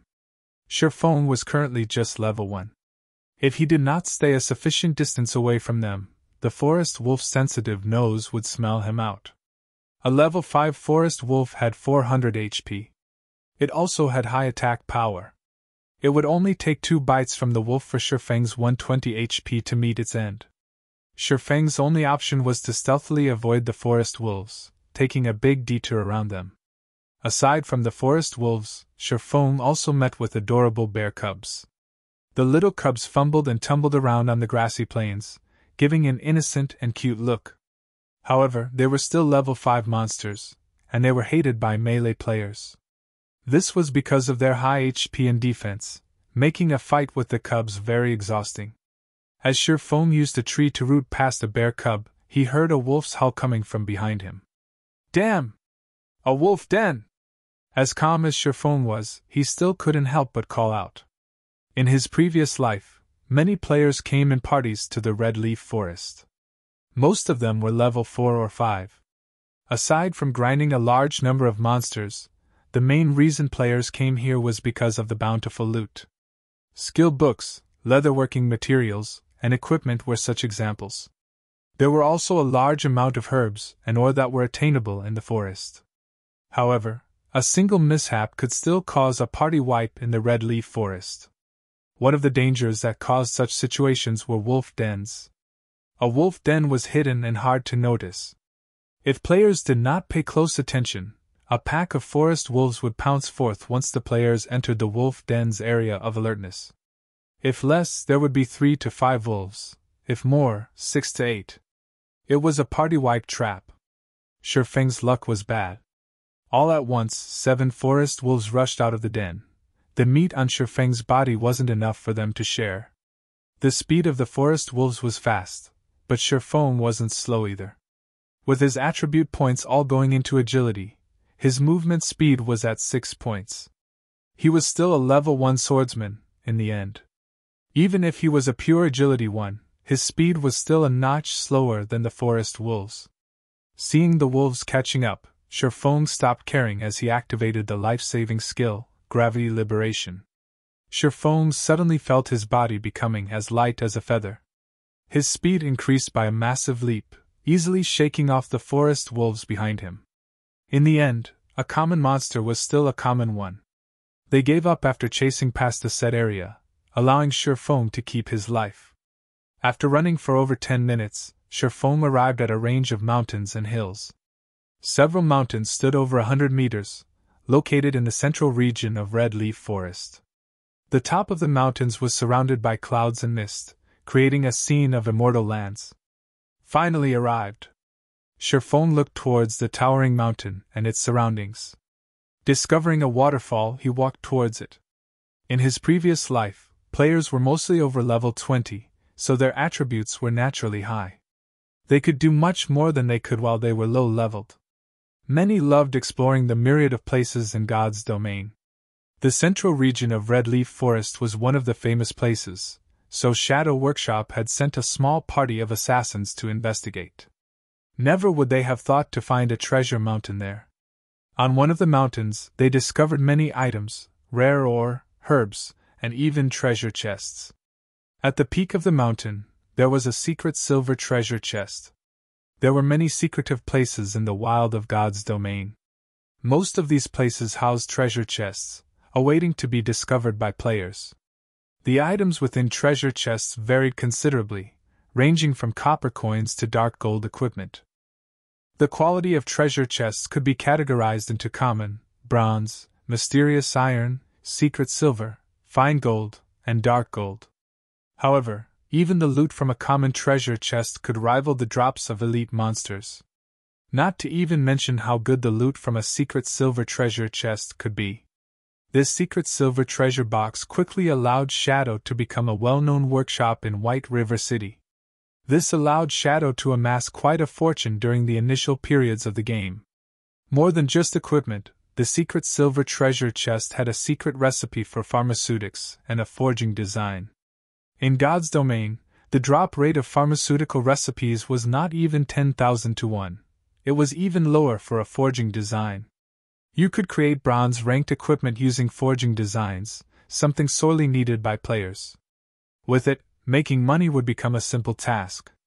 Sherfang's plan to earn 16,000 credits within 10 days all depended on the design. So naturally, he wouldn't be leaving it for Shadow Workshop. However, low-level players without 40 agility were unable to activate the hidden basic ability Flying Steps. Without it, they had no way of climbing the rocky mountain.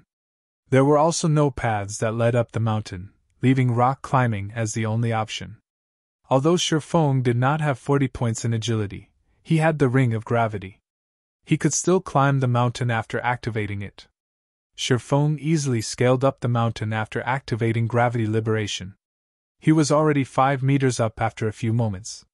When Gravity Liberation had 5 seconds remaining, Sherfang found an empty spot of land to rest while waiting for Gravity Liberation's cooldown. Not long after Sherfang sat down, the rock wall suddenly shook. A rock giant appeared with bursts of roaring. Rock giant common monster. Level 5. HP 550. That was quick. Sherfang had long since been ready when he saw the rock giant walking over. He took out an explosive berry from his bag and threw it towards the rock giant's feet. Sticky orange-colored juice erupted all over the ground. As a level 5 monster, the rock giant had extremely high attack power, HP, and defense. However, it had low attack speed and reaction time. Its body's turn rate was even slower. A player only needed 20 points in agility to easily toy with the rock giant. There were plenty of assassins who loved dealing with such dumb monsters. They could easily be killed without wasting a single HP. Although Sherfang did not have 20 agility, he had the explosive berries. Each had an effective area of 3x3 yards, reducing movement speed by 30%, and turn rate by 70% for 1 minute. It was a godly tool used to counter dumb monsters. 2 months after God's domain started, a lot of players would use such a method to kill high-leveled monsters that were slow-moving. However, such slow-moving monsters existed in limited numbers in God's domain, so grinding on them for quick levels was not possible. The rock giant's speed sharply reduced after being hit by the explosive berry. Sherfang pulled out his novice sword and rushed towards the rock giant's back, chopping down at it. Above the rock giant's head, 3 points of damage appeared. It was a hardly mentionable damage when compared to its 550 HP. The rock giant also regenerated 1% of its HP every 5 seconds. That was 5 HP every 5 seconds. It was very challenging to kill it within a minute. The rock giant tried to turn around when Sherfang attacked it. However, its body's turn rate was slow, to begin with. Now that there was an extra 70% speed reduction, it was just abominably slow. Sherlock attacked it twice more, following up with another chop, causing a series of -3, -3, -6 to appear. The effective chop was not that great due to the level suppression. However, because the rock giant was 4 levels higher, there was an additional bonus towards skill proficiency. Coupled with one of the swordsman's natural talents, a single usage had increased Chop's SP by 3 points. This was an absolute location for raising skill proficiency. After much trouble, the rock giant turned around to face off against Sherlock. However, Sherlock did not give it any chance, quickly circling to its back where he continued attacking. Thundering flash. Suddenly, a single sword light caused 4 damage, followed by another that dealt 5 damage, and the last one that dealt 7 damage. After all 3 streaks of thunder hit its mark, Thundering Flash's SP increased by 3 points. Another few slashes followed. A series of -4, -4, -4 damage was dealt. Though each strike only had an increase of 1 damage, the totaled up damage would still be great. Although the effect of Thundering Flash lasted only for 15 seconds, it had greatly increased the speed of killing the rock giant. The battle could be ended within a single minute now, saving up a precious explosive berry. Even if the rock giant had high HP and attack, it was no different than a practice dummy if it couldn't land a hit on Sherlock. It was just giving Sherlock EXP and SP. Skill proficiency could not be increased just by using the skill. When using it on a monster of the same level, there was a 20% chance to increase it by 1 point. For monsters of a higher level, there was a 40% chance if it was 1 level higher, 70% for 2 levels, 100% for 3 levels, 150% for 4 levels, and 200% for 5 levels. The maximum limit was 200%.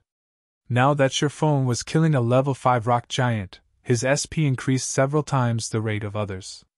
Not even a full minute had gone by before the rock giant finally fell. System: Level 5 rock giant killed. Level difference of 4. EXP obtained increased by 400%.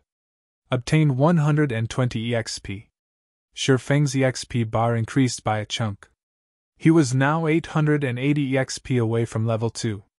That meant he needed to kill another 8 rock giants to reach level 2.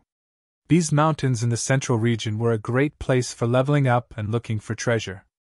Unfortunately, 2 months had passed before people discovered them. Sherlock searched the rock giant's body after killing it, obtaining a bronze organ. It was a material used to make bronze equipment. He also acquired a piece of hard stone. Subsequently, Sherlock searched around the empty land. A few moments later he found a rare herb called 100 Souls Flower. It was one of the core materials used to make. Just as he got close to it, another rock giant spawned. Sherlock threw out another explosive berry. Thundering Flash. Chop. In just a short moment, Sherlock obtained another hard stone, 120 EXP and a large amount of SP. Sherlock continued climbing up when the cooldown finished on the Ring of Gravity. On his way up, he searched for rare herbs while killing rock giants. Following the fall of the 8th rock giant, Sherlock became level 2. He added all his points into agility, letting it reach 16 points. He was just 4 points away from unlocking fast and nimble. The SP for Chop has also reached 300 points, raising the skill to level 2. The next level required 600 SP. The skill now increased damage by 12 points, and its cooldown was reduced by 1 second. The other players would go crazy if they found out about Sherlock's leveling speed. Just going from level 0 to level 1 required more than a handful of hours. As for going from level 1 to 2, at the very least, doing so would require 7 or 8 hours. Sherlock spent less than 20 minutes to reach level 2. His leveling speed was like a rocket launching. Sherlock walked towards a dead rock giant and searched it. Seems like my luck isn't bad at all. It even dropped equipment. Sherlock discovered a piece of cloth armor, though he was somewhat disappointed. Level 4. Defense +3. Mana +10. Durability 20/20. God's domain had just started operating. The drop rate of equipment was extremely low. Common equipment was extremely rare, especially a level 4 common equipment. There was definitely someone who would buy it at a high price. Sherfone placed the equipment into his bag. Just as he was about to continue upwards, he suddenly noticed a cave not far ahead. When he walked over to check, Sherfeng's heart rate quickened. Sherfone spotted a huge rock giant sleeping within the cave. Its entire body was made up of silvery rocks, different from the normal gray-colored ones. Level 6. HP 900. Special elites were a lot stronger than normal elites. A regular elite monster could decimate a 6-man party of the same level. However, a special elite required 12 players of the same level to deal with, maybe even 15 players. That meant Shrews required 15 level 6 players working together to kill. However, Sherfone rushed ahead without hesitation. He used Thundering Flash immediately, causing ray after ray of thunder to cut across Shrews' huge body. Damages of -1, -2, -3 appeared above Shrews' head. Chapter 8 Killing Shrews. Chapter 8 Killing Shrews. Even though the damage dealt by Sherfone was negligible, Shrews still woke up from his deep slumber. Anybody would be enraged when they were abruptly awoken. "I'll flatten you, puny human!" Shrews bellowed. The entire cave shook as Shrews stood. With giant strides, Shrews walked towards Sherfone. Not giving Shrews any chance, Sherfone took out an explosive berry and tossed it in front of Shrews' path. Speed was always a rock giant's weakness. There was no exception even for a special elite. Shrews only had a larger size, a stronger attack, and more attack methods. Though his movement speed and attack speed were slightly faster, under the slowing effects of the explosive berry, he was still as slow as a turtle. On the other hand, Sherfeng's movement speed and attack speed were very fast due to his 16 agility. Sherfeng immediately circled to Shrews' back and began his fierce assault. A series of damages appeared above Shrews' head. -2, -2, -2-2. They were followed by another chop that dealt 6 damage. It had to be said, Shrews had a frightening defense. Even with the amplified damage from Thundering Flash, a level 2 chop had only dealt 6 damage. A level 1 chop would probably only deal 4 damage. Shrews only turned around after receiving a series of attacks.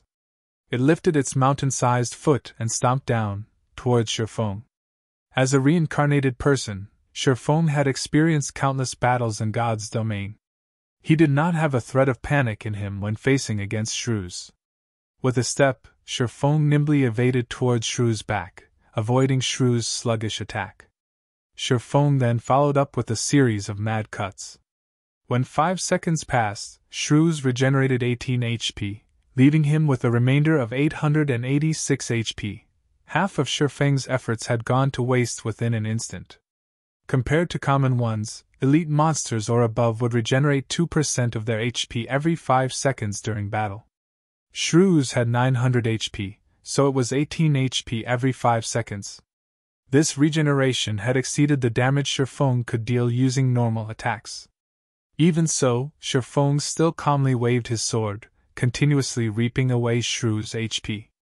An average player would have already given up when seeing such high HP and regeneration. Sherfone would not, though. 16 points of agility allowed Sherfone to avoid an attack with ease. His high attack speed also allowed the damage he dealt to mitigate Shrews' regeneration completely. However, killing Shrews required a lot of time. It was very dull, just avoiding and madly attacking. Dealing out strong attacks was very tiring, both physically and mentally.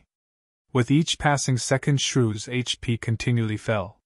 15 seconds later, once Thundering Flash's amplifying effect disappeared, the damage Sherfone caused sharply reduced. Each strike of his sword only dealt 1 damage, and chop only took away 4 HP from Shrews.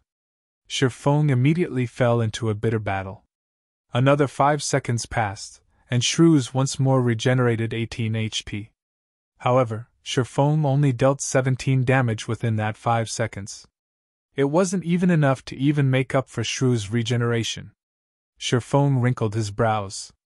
As expected, it was hard to kill off Shrews. It was just a pointless endeavor without sufficient damage. Do I give up? Just as Sherfone was thinking so. I want to flatten you! Shrews roared as he stomped his foot. Suddenly, the entire cave shook. Sharp stalactites fell from the cave ceiling one after another, covering the entire cave. It even has a party wipe skill? Seeing the bad situation, Sherfone moved quickly away from Shrews' side, dodging the falling stalactites. The stalactites continuously fell in great numbers. Their speed was quick as well. If a party came into this cramped space, there wouldn't be any place to dodge. They would definitely be party wiped. If it weren't for his nimble body and the somewhat spacious area, Sherfone would be hard-pressed to avoid these falling rocks. Shrews revealed an exhausted expression after finishing his skill. Sherfeng's eyes shone. He quickly rushed ahead. Thundering flash. Chop. -4, -5, -6, -10.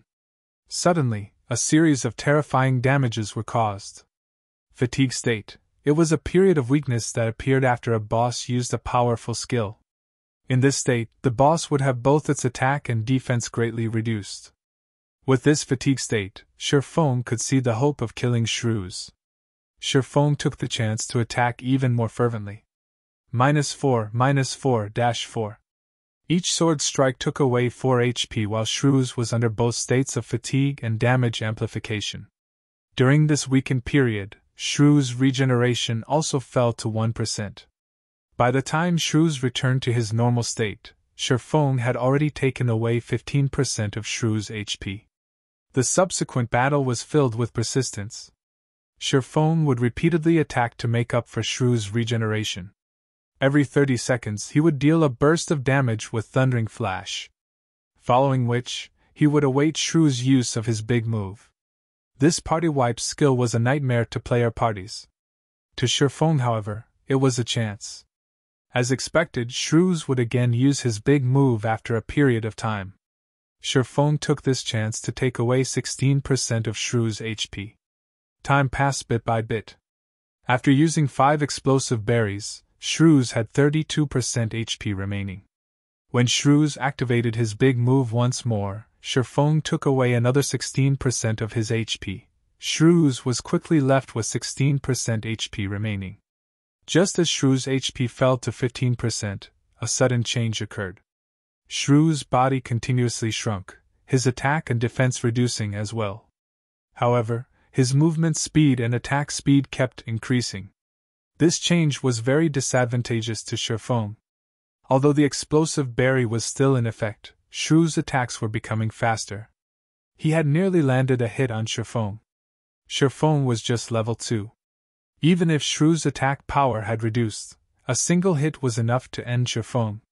If Sherfone died, he would lose a level and a lot of skill proficiency. It was not something he wished to see happen. Fight! A cold glint flashed through Sherfeng's eyes as he activated gravity liberation. Suddenly, dodging became relaxing. It was impossible to easily give up on a special elite with only 15% HP remaining. Sherfone continued to circle and madly hack his sword at Shrews. Every hit dealt 3 damage, slowly reducing Shrews' HP. 14%, 10%, 9%, 8%, 5%. Gravity liberation's duration became shorter and shorter. When there were only 7 seconds left, Shrews still had 5% of his HP. Sherfone would definitely be one-shot as soon as gravity liberation ended. Quick! Quick! Quick! Sherfeng's eyes turned blood red as his sword strikes became faster and faster. Just as Shrews had only 10 HP remaining, gravity liberation ended. Sherfeng's speed dropped sharply. A cold, human-like grin appeared on Shrews' face as he smashed his boulder-like fist down on Sherfone. Die! The cooldown of Thundering Flash finally finished. Thundering Flash! In an instant 3 streaks of light passed through Shrews' body. -4, -5, -6. Shrews' final 10 HP was taken away. Boom! Shrews turned into a pile of rubble. System: Special Elite Shrews killed. Level difference of 4. EXP obtained increased by 400%. Obtained 940 EXP. Shifeng's experience bar abruptly rose by 27%, pushing him a big step closer towards level 3. After killing off Shrews, Shifeng searched around in the pile of rubble. The drops of a special elite were far better than a normal elite. Shifeng obtained an equipment, a skill book, and 16 coppers. The rewards for challenging higher levels sure are good. Even a bronze shield dropped. I can definitely sell it for a high price. It would be great if I could grind it a few more times.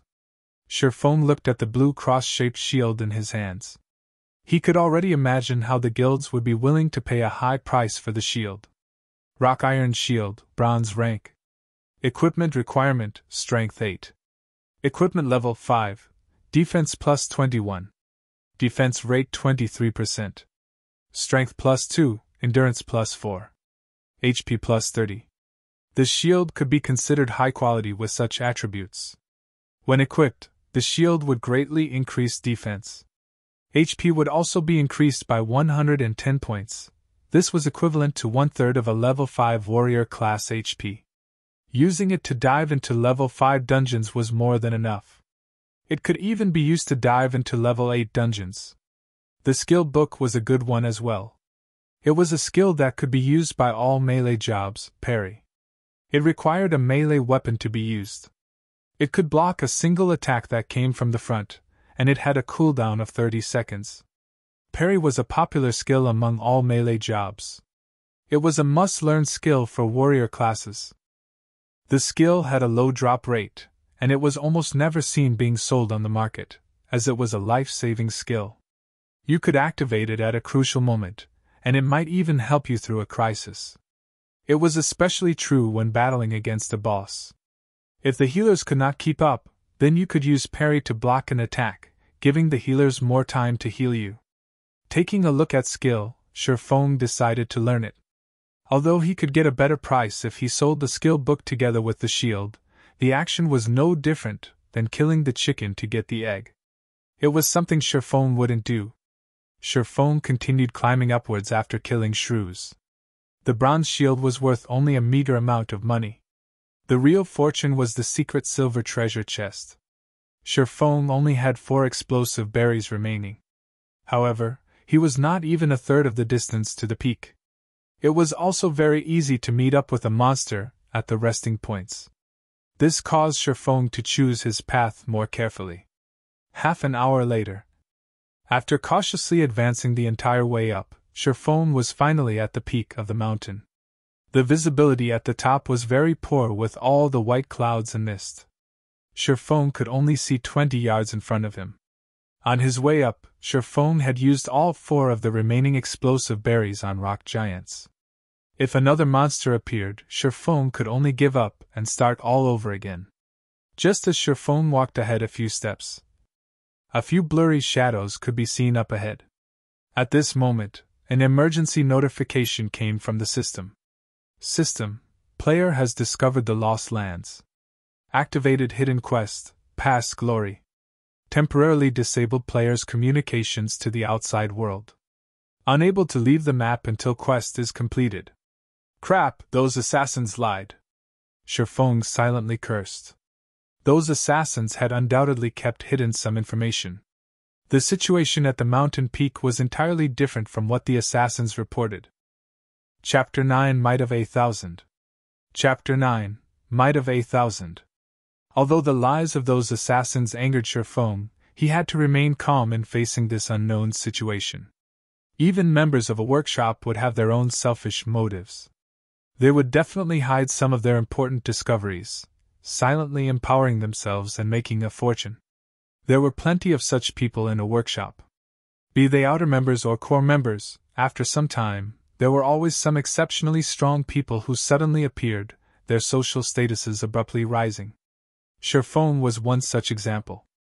Otherwise, he wouldn't be able to turn from a core member into the workshop's captain. They only told others about seeing a secret silver treasure chest after coming to the Lost Lands and nothing else. There is definitely something more important that secret silver treasure chest. Is it this hidden quest? Sherfone called out the system's quest panel. Hidden Quest of the Lost Lands, Past Glory. Aside from the name, there was no other information about the quest. Sherfone did not even know what he had to do. Is it a region-activated quest? With his 10 years of experience in God's domain, Sherfone quickly discovered the essence of hidden quests. There were some quests with special characteristics in God's domain. They were only triggered in certain areas. Not only that, these quests did not provide any information. Players were required to search for it themselves. After the quest was completed, it would no longer be triggered again, even if another player came to this place. It could be called as a special kind of unique quest. At the same time, it was a quest filled with extreme danger. Searching for the method to complete the quest in an unknown region also meant dealing with the unknown monsters of the region. For such special quests, the region's monsters were usually several levels higher compared to the surrounding areas. An average player had no chance in completing the quest. There were 6 assassins over level 20 that came to this place last time.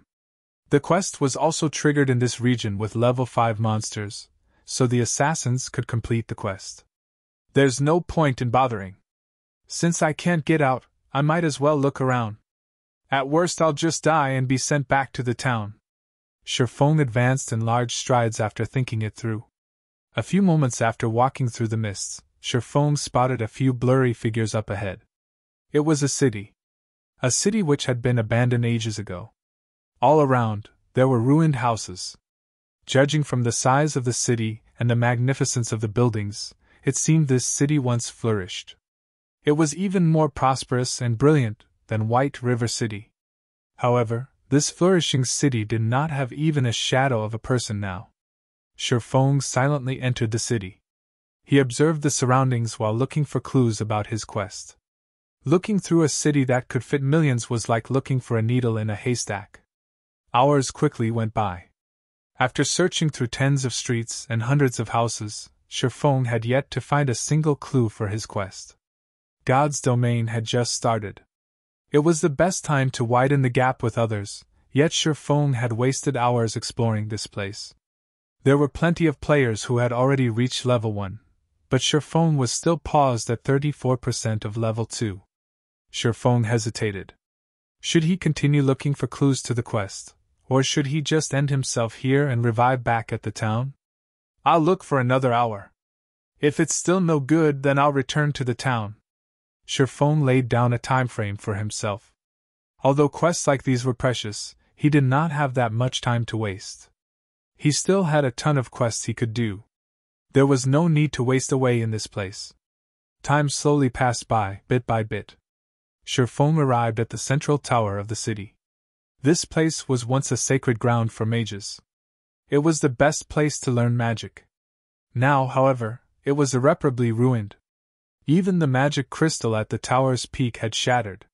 Sherfone went up the tower. He stood in the tower's observatory, filling his eyes with the city's scenery. Sherfone would have slowly savored the sight were he not in a rush.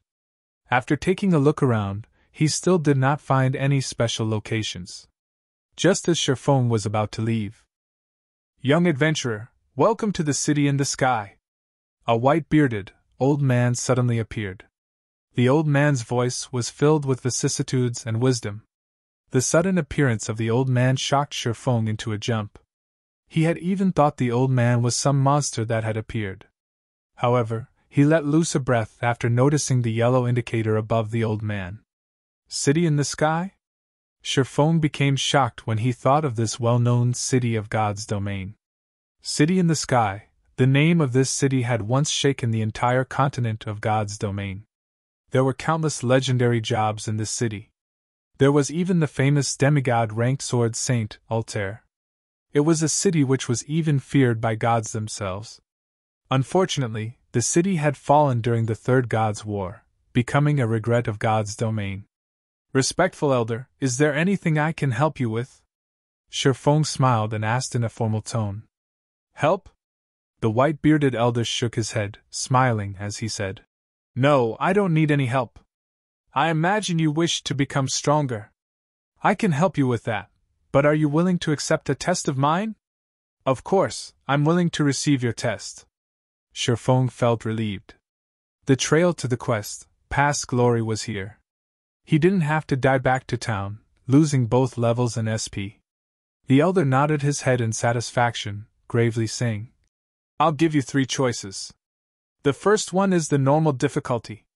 After you pass it, you'll get a mysterious iron treasure chest. The second one is the hard difficulty, where you'll get a secret silver treasure chest. In addition, you can get additional rewards depending on your rate of completion. The third option is the hell difficulty, where you'll be rewarded a fine gold treasure chest. You'll also receive additional rewards depending on your rate of completion. Young adventurer, which do you choose? 3 choices. Each harder than the other, and each more attractive than the other. The 6 assassins who were over level 20 had chosen the hard difficulty. They returned with the secret silver treasure chest but chose to hide the additional reward. This meant that the additional reward was even better than the secret silver treasure chest. After some thought about it, Sherfong decided to bravely challenge it. A person who had been reincarnated should have courage. Respected elder, I choose the hell difficulty. Sherfong was confident he could manage this difficulty. If he could complete it, then it would have a great effect on his future developments. Ha! Young people sure are full of energy. I truly admire you, but be sure not to regret your choice. The elder disappeared after his hearty laughter. System, quest, past glory, accepted. Face off against 1,000 monsters of the same level. Considered passed after killing 500 monsters. Time limit of 4 hours. Quest failure penalty. All attributes permanently reduced by 10 points. Attributes are the essence of a job. If Sherfeng's attributes were all reduced by 10 points, then he was as good as crippled. This penalty sure is ruthless. Sherfeng's scalp started itching as he looked at the countless specter warriors appearing below the tower. The countdown started. There were 5 seconds remaining before the monsters attacked. Specter warrior, common monster. Level 2. HP 230. Fighting against one of them would be easy.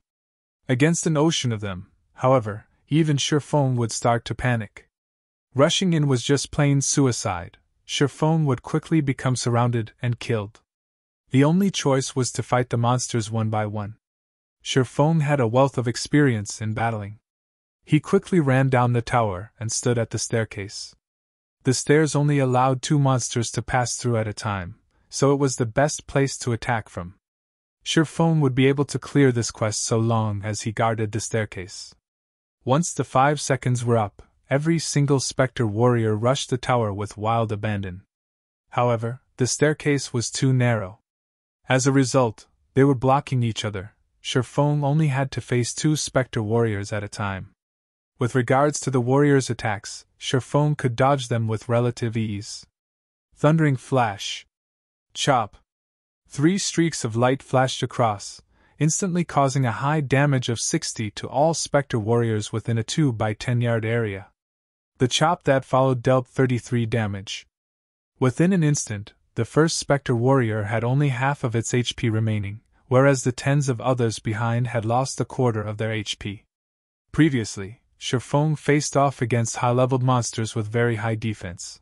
The effects of Thundering Flash and Chop were both greatly reduced. Now that Sherfong was facing monsters of the same level, Thundering Flash could vividly display its prowess as a powerful AoE damaging skill. With Thundering Flash's damage amplification effect, Sherfong only needed 5 strikes from his sword to finish off the first Spectre Warrior. In order to increase his killing speed, Sherfong activated Gravity Liberation to increase his attack speed. Coupled with the damage amplification, each warrior only needed 3 seconds to be dealt with. Unfortunately, the Spectre Warriors did not give any experience. Instead, skill proficiency had a 100% chance to increase by 1 point. With every death of a Spectre Warrior, Sherfeng's SP continuously increased. Sherfong became very happy after seeing such a sight. The elderly NPC probably had not imagined that a level 2 swordsman would possess such a powerful AoE skill. With such a skill, Sherfong feared crowd tactics the least. Sherfone could also easily dodge attacks in a 1 versus 2 scenario. Other players would have most likely failed the quest, yet Sherfone was able to complete it with perfection. After 2 hours had gone by, Thundering Flash had reached level 2 after its SP increased to 300 points. The skill's damage increased from 130% to 135%, and its cooldown reduced from 30 seconds to 28 seconds. Chop's SP had also increased to 426/600. It would reach level 3 with just a little more. Sherfeng's monster grinding speed increased once more after Thundering Flash reached level 2. The Spectre warriors fell in batches. When there were only 20 over warriors remaining, there was still an hour and a half remaining for the quest. With another use of Thundering Flash, the last remaining 20 Spectre warriors fell as well. Not bad. Here's your reward, youngster. The Elder appeared once more with a chuckle. Looking at Sherfone, the Elder took out a fine gold treasure chest and a pitch black longsword. System, quest, past glory, completed. Rewarding 1 fine gold treasure chest, 1 magic weapon, job related. Obtain title. Might of 1,000. Might of 1,000 title. When this title is in use, allies in a 30-yard radius will receive an attribute increase of 10%. Simultaneously, title user will obtain an additional effect of strength +5 and endurance +5. I've given you your reward. You can go now. The old man waved his hand after finishing his piece. Sherfeng's vision blurred. When he opened his eyes once more, he was back in the plaza of Red Leaf Town. D. Sherfeng's system communication continuously rang. Blackie was contacting him. Brother Phone, you've finally picked up. How come I couldn't contact you before? What should I do now? I'm already behind others by a level. Blackie was extremely panicked. However, he still patiently asked because he believed in Sherfone. He had wasted 7 hours just to run to Red Leaf Town. While he was still at level 0, the players that filled the streets were already level 1. How was he to make up for this gap? Nobody would want him in a party now. Their minimum requirement was level 1. A level 0 noob like him would just be pushed aside. My bad, I was doing a quest. Come to the Central Plaza, I'll take you with me to level. Sherfone apologized. It had already been over 8 hours since God's domain started, and Sherfone had spent over 5 hours doing his quest.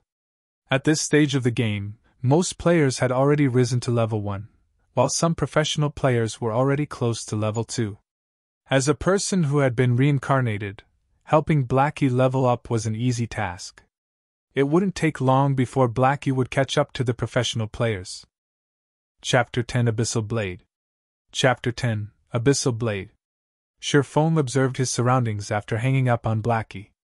Seeing that nobody paid attention to his sudden arrival, he quickly entered an empty alley. Opening a fine gold treasure chest would definitely cause a commotion. Opening and showing off a fine gold treasure chest at the crowded plaza was a bold action. It was something only noobs would do. Compared to the real world, there were no constraints within the game world. It went without saying, the great powers in the game hungered for great treasures.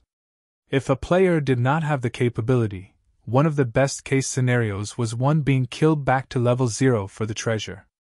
However, if the treasure did not drop out, then congratulations, you can only live in the city for the rest of your life. While other players were out in the wild leveling up, the only thing you could do was to hang around in the city. After a few months, you could proudly be promoted to city guide. Sherfone was not an assassin who was capable of stealth, hiding, and assassination. Currently, he did not have the sufficient strength to protect himself, so keeping a low profile was necessary. Sherfone quietly observed the empty alley for some time. After he made sure nobody followed him, he took out the black longsword. Sherfeng's brows wrinkled when he looked at the black longsword. Abyssal Blade, magic weapon. Job requirement, swordsman. Do you wish to bind the equipment? Should I equip it or not? Sherfone became frustrated when he looked at the Abyssal Blade. Sherfone was very familiar with magic weapons. Magic weapons were different from normal equipment. They did not have any rankings to differentiate them, and they were even rarer than legendary equipment. Its power was without question. However, a magic weapon was a double-edged sword. This was because the weapon had a side effect called backlash. If the player using the magic weapon was not cautious, a single mistake could cripple their account. In his previous life, there were a few experts in Star Moon Kingdom that became top-tier experts because of magic weapons. Even during his peak, Sherfone could only look up to them. However, after a period of time, 2 of those experts crippled their accounts because they did not deal with the backlash properly. Their only choice was to start a new account. Forget it, let's just set it aside for now. I can't take the risk right now. Sherfone shook his head as he kept the Abyssal blade. He had to earn 16,000 credits in 10 days. The pressure on him was huge. If any mistakes were to happen, then all his efforts before would become wasted. Sherfone took out the fine gold treasure chest. Sherfone looked at the gold-plated treasure chest, unable to suppress the excitement in his heart. The secret silver treasure chest they brought out the last time already contained a pharmaceutical recipe and blacksmithing design.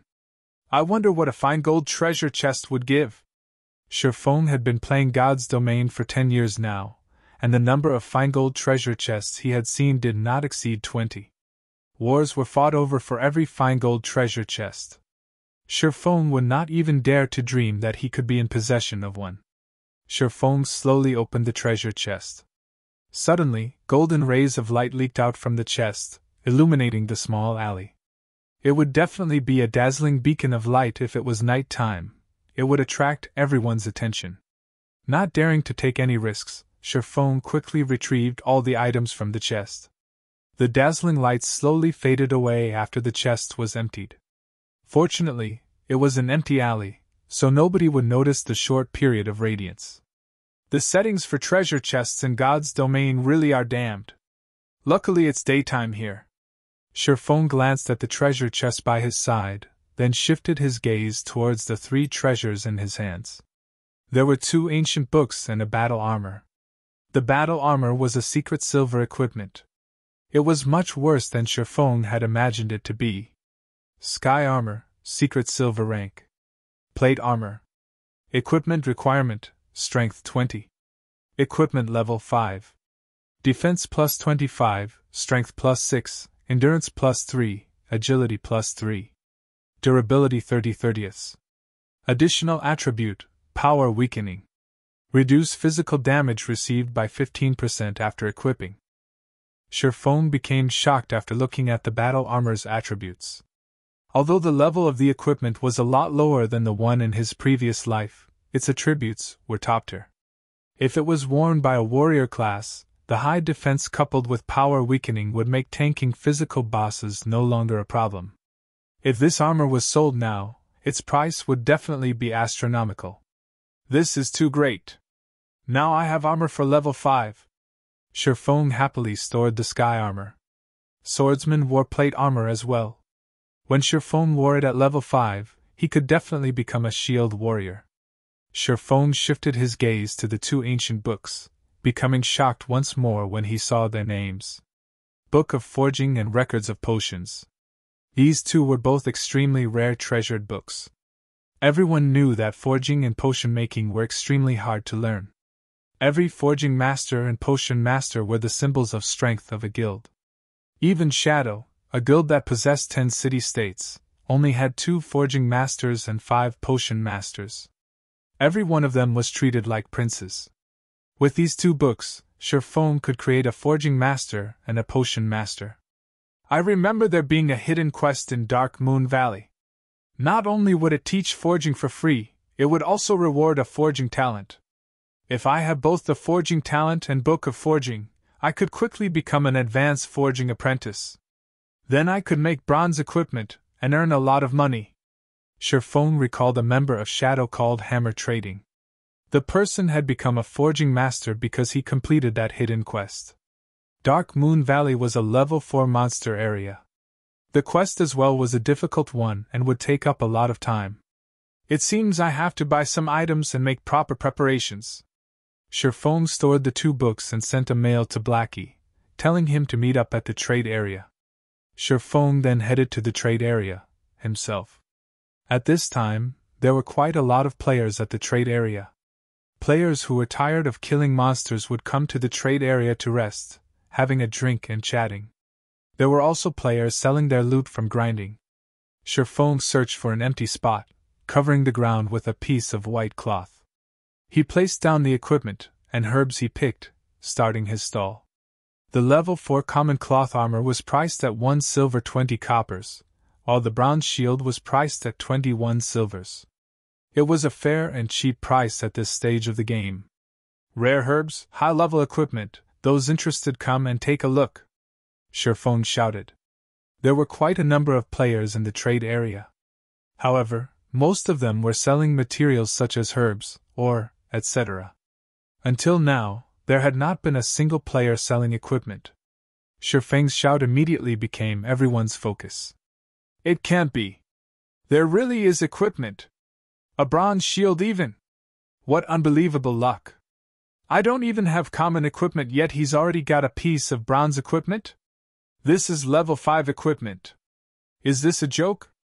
I'm not seeing things right? What's so great about it?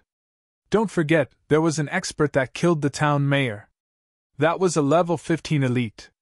Now nobody can receive a quest from the town mayor. Some players that received the town mayor's quest are also fuming with rage. All of them want to eat that expert alive. 21 silvers, this price is too high. I don't even have 1% of that money. The surrounding players were all in shock. God's domain hadn't been open for 10 hours till now, yet someone could obtain such top-tier equipment. The most unbelievable part was that it was even being sold. It should be known that most guilds and workshops would wear the equipment they obtained, increasing their advantage as much as possible. They would definitely not sell them. Right now, players were, on average, level 1. Level 5 equipment was something impossible to imagine, not to mention a level 5 bronze shield. However, 21 silvers was too high of a price. The income of the average player did not exceed 20 coppers, and 21 silvers equaled 2,100 coppers. It was an impossible price for them to shoulder. Sherfong silently smiled as he looked at the increasing number of spectating players. He never hoped for these average players to buy it. What he wanted was the advertising effect. It was only a moment before a party of players rushed over. Leading them was a shield warrior. Give way, give way. Now that we, Shadow, are here, we are buying everything on the stall. Everybody else can just leave. The party members of Shadow created a path for the shield warrior to walk through. Sherfong sent them a glance, discovering that the shield warrior was someone he knew. The man was called Flaming Tiger. He was the team leader for Shadow in Red Leaf Town. In his previous life, Sherfong was constantly used as cannon fodder, preventing him from rapidly rising. Flaming Tiger was responsible for 3/10 of that effort. Sherfong never thought he would meet up with this man so quickly. You the stall owner? Flaming Tiger became excited as he looked at the blue cross-shaped shield. He then looked at Sherfong. He did not have the observing eyes skill, so he could not tell Sherfeng's level. However, Sherfong was only clad in novice equipment, and he did not have any guild's insignia on him. He was definitely just an average player. Obtaining such equipment should be due to good luck. Sherfong nodded his head saying, That's right. Good, I want everything here for 1 silver. Flaming Tiger proudly stated. He said it as if everything on the stall was just unworthy garbage, and that giving 1 silver for them was looking up to one. I don't negotiate prices. Please don't hinder my business by acting like a lord. Sherfong did not get angry, choosing to ignore Flaming Tiger. At this moment, Flaming Tiger's face became livid. He glared at Sherfong, coldly saying, Are you sure you want to oppose us, Shadow? I'll give you one more chance, think carefully before you speak. Suddenly, all 5 other members of Shadow surrounded Sherfong. Sherfong rolled his eyes at Flaming Tiger, saying in a straightforward manner, Fools! He actually dared to threaten Sherfong inside Red Leaf Town. Did he not know it was prohibited to take action inside a town? You're courting death! Flaming Tiger raged, both his eyes turning blood red. He couldn't help but want to kill Sherfong right this instant. Ha! Truly interesting. A level 5 bronze shield. How could us Assassins Alliance be left out? Another group of over 10 players came at this moment. Every player wore the Assassins Alliance's insignia. The person who spoke up was Stabbing Heart. He became shocked when he saw the stall owner.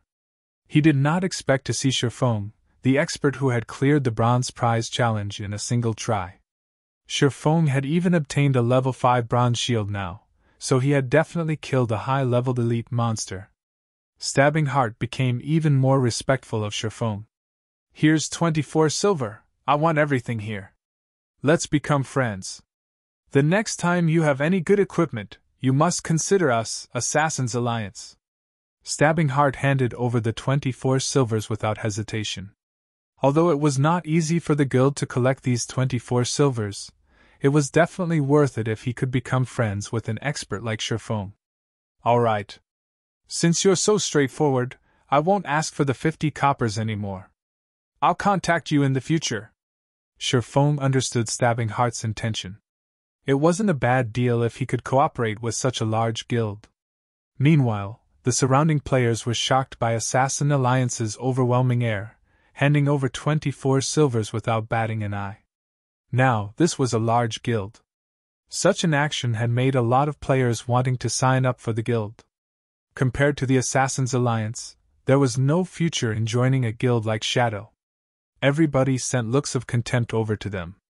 After being looked down upon by Sherfong, then being given a slap by the Assassins Alliance, Flaming Tiger's face became beet red. His eyes nearly crackled from anger. He called over an assassin, coldly saying, "Quiet Wolf, you keep an eye on that kid. I'll let him know what happens when he opposes Shadow." On the other side, Sherfong had long since left the scene. He was currently purchasing items around the trade area. He now held 24 silvers on his person. It was an amount even greater than the total wealth of an average guild. Now that Sherfong was an absolute tycoon, he started buying things without a single care. He bought 20 bottles of black steel beer, each costing 25 coppers. He bought 30 smoke bombs, each costing 20 coppers. He bought 100 apple pies, each costing 5 coppers. Eating it recovered 30 HP every second, lasting 10 seconds. He bought 100 magic water, each costing 5 coppers. Drinking it recovered 30 MP every second, lasting 10 seconds. Sherfong spent a lot of his wealth within an instant, leaving him with only 3 silvers. "Brother Fong, you've finally decided to show up. What are we going to do now?"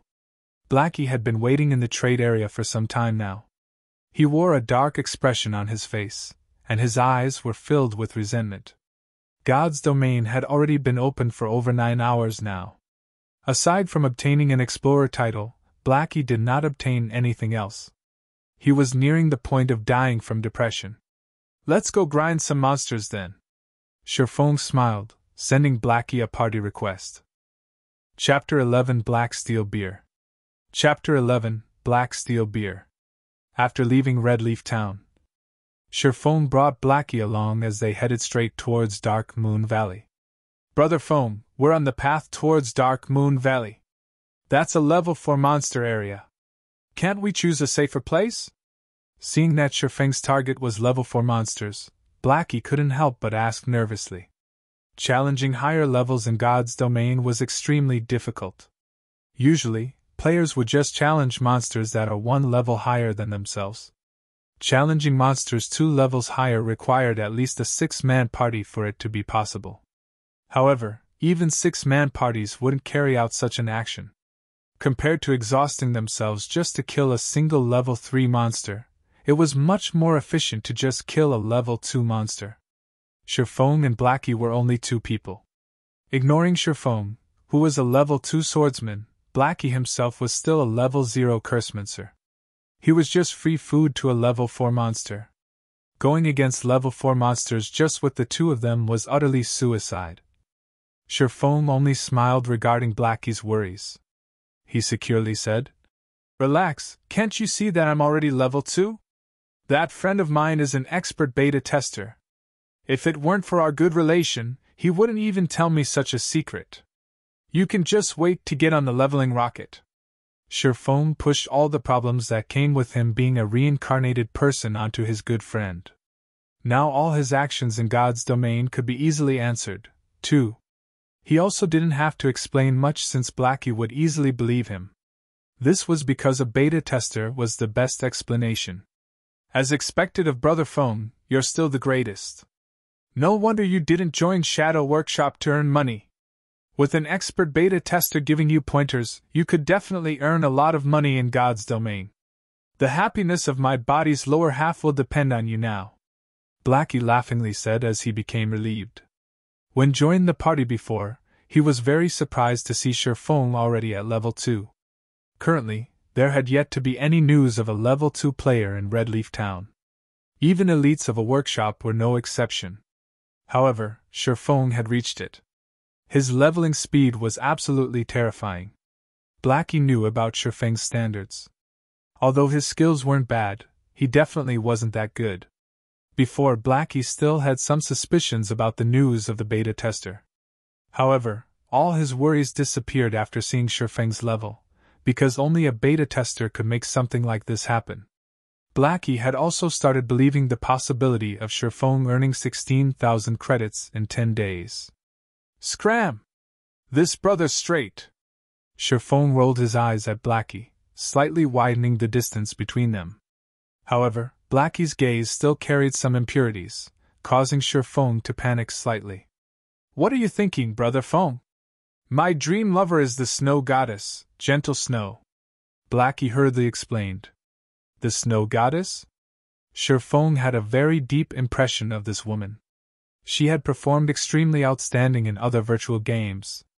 Not only did she possess an absolutely beautiful face and devilish body, but she also had a proud attitude which was backed up by her excellent battle techniques. Because of these traits, she became even better received by the public.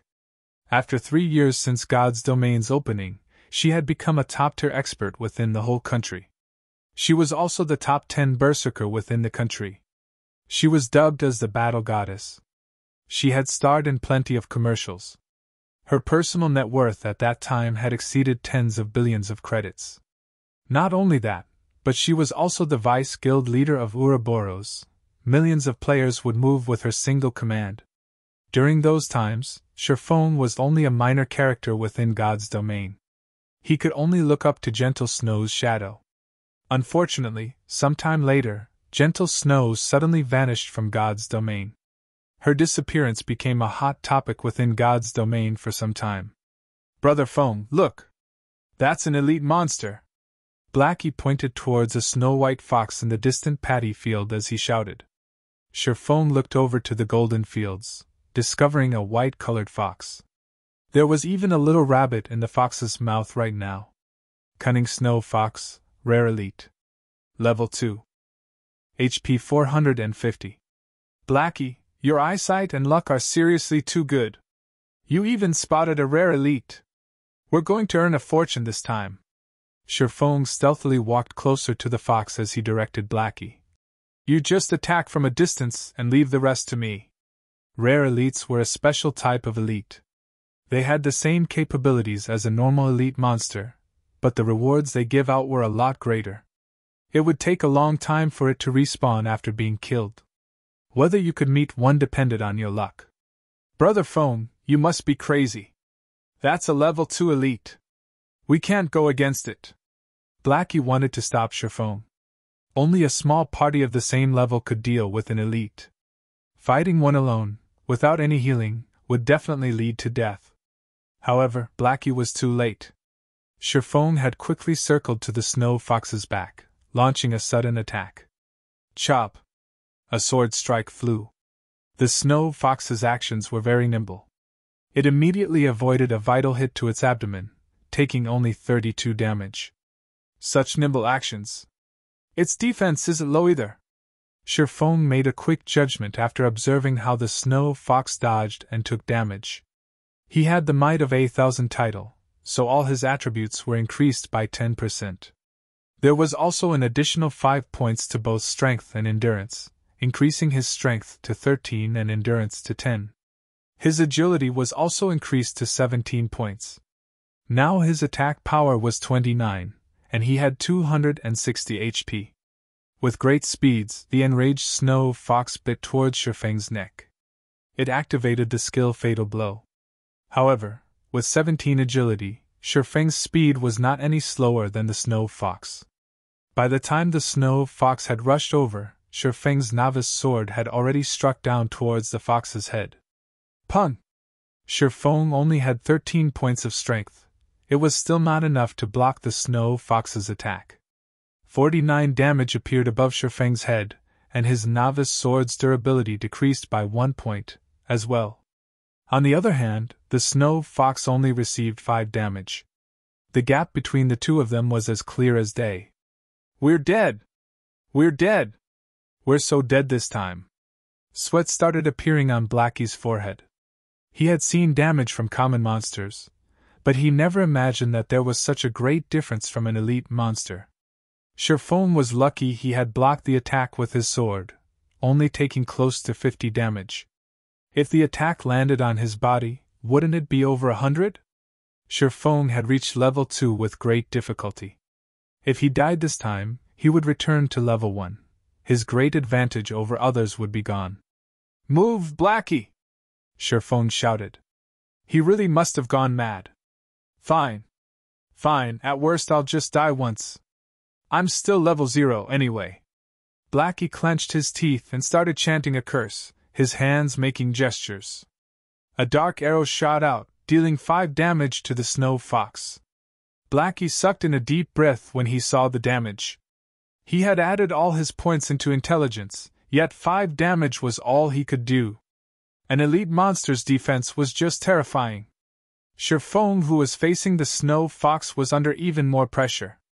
The snow fox had very high agility. It was able to dodge whenever Shifeng wanted to use chop. In the end, Shifeng could only use normal slashes, dealing 18 damage each time. However, each successful bite from the snow fox would deal over 100 damage. It was greatly disproportionate. 10 seconds later, Shifeng's HP fell to 31, while the snow fox still had 244. I guess there's still no way to directly face off against an agility-type elite with such a small amount of skills. Shifeng looked at the snow fox's half-remaining HP. If he continued to drag on this fight, he would be the one to die. He had to start bursting. Shifeng took out a bottle of black steel beer from his bag. After taking 2 mouthfuls, he became slightly drunk, and his vision started becoming blurry. He then activated gravity liberation, his speed increasing by a huge leap. He arrived at the snow fox's side with lightning speed. When Shifeng looked at the snow fox's level again, it displayed level 0, whereas he was level 2.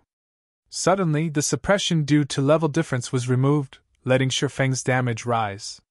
Similarly, however, his body became difficult to control. Die. Shifeng's eyes were icy cold, his grip around the novice sword tightened. Thundering flash.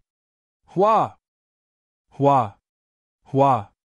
3 lightning-quick slashes struck past the snow fox's waist, causing it to let out a tragic cry. Damages of -30, -36, -42 appeared on top of its head, instantly taking away a quarter of its HP. Afterward, another chop dealt 43 damage to it. The snow fox desperately resisted, but Shifeng's speed after activating gravity liberation was very fast. Even if he was in a drunken state, with his many years of battle experiences, Shifeng could still easily maneuver his body. This had placed the snow fox at an absolute disadvantage. "Damn, what did you drink, Brother Feng? You're suddenly so fierce!" Blackie's eyes nearly popped out of their sockets as he saw Shifeng's cheat-like performance. At this moment, the fierce snow fox had become Shifeng's plaything. It had 0 chance at resisting. When the snow fox had 42 HP remaining, Shifeng was about to give the last strike. Suddenly, Shifeng felt a shiver going down the back of his neck. It was as if he had a dagger pointed at his neck. It was a terrible feeling. Shifeng instinctively leaped forward. In the next moment, A bright snowy dagger had slashed across his original position. Sherfone had surprisingly avoided that strike. Behind Sherfone, a figure with an extremely surprised expression revealed himself. He had already kept his presence hidden incredibly well. He did not even let out a single sound. Not only that, after he had raised to level 1, his agility had reached 10 points. However, his sneak attack had actually been dodged. What sort of intuition did Sherfone have? Friend, we have no hatred or enmity between us. It isn't good doing something like this. Sherfone focused his gaze on the newly appeared assassin as he coldly said so. If you wish to place blame, then blame yourself for angering us, Shadow. It is too late even if you regret it now. Quiet Wolf said excitedly. He held his dagger in reverse grip, paying attention to Sherfang's every movement. Quiet Wolf had been following Sherfone while also reporting his location. He never imagined that they would meet an elite monster. The Snow Fox's current target was Sherfone. Although Sherfone had good skills, with the Snow Fox holding him back, Quiet Wolf could definitely find a chance to kill off Sherfang's remaining strand of life. Then he could kill the Snow Fox. There were only benefits for him. As for the cursemonster on the side, he was just garbage that was not even worth mentioning. Naturally, the Snow Fox wouldn't care about any of this. It just knew that it had to kill Sherfone. The Snow Fox suddenly bellowed, its snow-white skin turning into a flaming red. Its body also increased in size and its HP rose by 20%. Then, the Snow Fox activated its final skill, Tearing Bite. The skill amplified its damage by 50%, also causing a bleeding damage of 30, lasting for 5 seconds. You can go and regret now. I'll take care of this Snow Fox in your stead. Quiet Wolf rushed at Sherfone. He was prepared to kill off Sherfone the moment he dodged the Snow Fox. Chapter 12: A Timeful Parry. Chapter 12: A Timeful Parry. System: Player Quiet Wolf has attacked you and entered a yellow name state. Duration of 1 hour. Any players who attack yellow name players will not receive any penalty. Sherfone only had 31 HP remaining. Being attacked from both sides by the Snow Fox and Quiet Wolf put Sherfone in a very dangerous position. Despicable! Standing at a distance, Blackie scolded Quiet Wolf for sneaking an attack at such a moment. However, he couldn't change a thing about it. The two of them were too far apart. It was too hard for him to land a hit on Quiet Wolf. He could only aim his attack on the Snow Fox, hoping to kill it off a second earlier and not letting Quiet Wolf profit off of them. Although mages had high output, compared to hitting monsters, it was far harder to land a hit on players unless they stood still without moving. This was because the moment the dark arrow shot out, there would be a prediction line appearing. In a situation where the distance was great, players with good standards could usually dodge it. If it was an expert, then dodging it would be a piece of cake. Just as the Snow Fox and Quiet Wolf were about to rush up, the corners of Sherfang's mouth revealed a cold smile. He had been interacting with Quiet Wolf and Shadow for years now, so he was extremely familiar with Quiet Wolf's strengths and habits. Sherfone took 2 steps back, forming a perfect triangle between the Snow Fox and Quiet Wolf. Sherfone gripped the novice sword tightly in front of his chest. He stood there without moving as he awaited the arrival of their attacks. Did he give up? Quiet Wolf started looking down on Sherfone when he saw Sherfone preparing to block with his sword. Although players could reduce the damage received by defending the attack, the Snow Fox was an elite. Even if Sherfone could defend it, the attack would still cause around 50 damage. With just 31 HP remaining, Sherfone couldn't even take a hit. The Snow Fox was a step ahead, biting towards Sherfone. Tearing Bite. Just in time. Instead of retreating, Sherfone advanced. He rushed towards the Snow Fox. The novice sword blocked the Snow Fox in its mouth. Using the life-saving skill Parry, Sherfone could block a frontal attack once. Sherfone then continued by lifting the Snow Fox. The Snow Fox had low power, so Sherfone had easily tossed it towards Quiet Wolf. Everything happened too quickly. Quiet Wolf, who was rushing towards Sherfone, could not react in time. In an instant, his shoulder was bitten by the Snow Fox. A damage of -164 appeared on Quiet Wolf's head. His HP was instantly cleared down to 0. How? Quiet Wolf was unbelievably shocked. His heart was filled with unwillingness as he stared at Shifeng's ridiculing smile. He never imagined that players could do such a thing. If he had known about it, he definitely wouldn't rush forward, just to get himself killed. At this point, regardless of how unwilling Quiet Wolf was, his HP had turned to 0. His body could only fall and turn into starlight. He had even dropped a piece of equipment. In the distance, Blackie became dumbfounded. He had even forgotten to attack the snow fox. Blackie, stop daydreaming! Hurry up and attack the snow fox! Shifeng yelled and rushed at the snow fox again. After Blackie started reacting again, he chanted a curse, madly attacking the snow fox. Without Quiet Wolf's disturbance, the near-death snow fox was just a decoration. Within 10 seconds, the snow fox released a wail before falling down. System: Rare Elite Cunning Snow Fox killed. Obtained 130 EXP. Shifeng was level 2 now, so this amount of EXP was nothing to him. What Shifeng was concerned about was the loot. Rare elites were the love of all God's domain players because of their shocking drop rates. Furthermore, this was the first kill of the snow fox, so the loot must be even better. It can't be. It actually dropped a weapon. Shifeng obtained a staff and arm guard. Blackwood staff, bronze rank. Level 1. Equipment requirements: Strength 5. Attack power +8. Intelligence +3, Vitality +1, Mana +30. Durability 20/20. This equipment would greatly strengthen a mage. Not only was its attack power high, it even gave an additional 3 intelligence. If a mage equipped it, then their damage might increase up to 2 levels. Foxskin gloves, common rank, leather armor. Level 1. Equipment requirements: Strength 3. Defense +4. Durability 20/20. On the other hand, Quiet Wolf had contributed a pair of level 0 common leathered shoes with +3 defense. And here I thought it was some grey trash equipment. It seems Quiet Wolf's luck isn't that bad, being able to obtain a piece of common equipment. Shifeng had a different view of Quiet Wolf now. Obtaining a piece of common equipment at the starting period of the game definitely depended on luck. However, Quiet Wolf's luck now benefited Shifeng instead. Swordsmen could wear both plate armor and cloth armor. Now that Shifeng had 2 of these new items, his defense had increased by a lot. Blackie, your equipment. Shifeng passed the Blackwood staff to Blackie. However, Blackie did not receive the equipment. He had a hesitant look on his face. Killing the snow fox depended entirely on Shifeng. Blackie wasn't of much help, yet he had received the best equipment, a piece of bronze equipment no less. At this stage of the game, there weren't many players capable of owning such an item. It was extremely valuable. What's happened to you? Aren't we good brothers? Why are you being courteous with me? Besides, you're a cursemancer. Once you've reached level 1, you can fully exert the staff's greatest capabilities.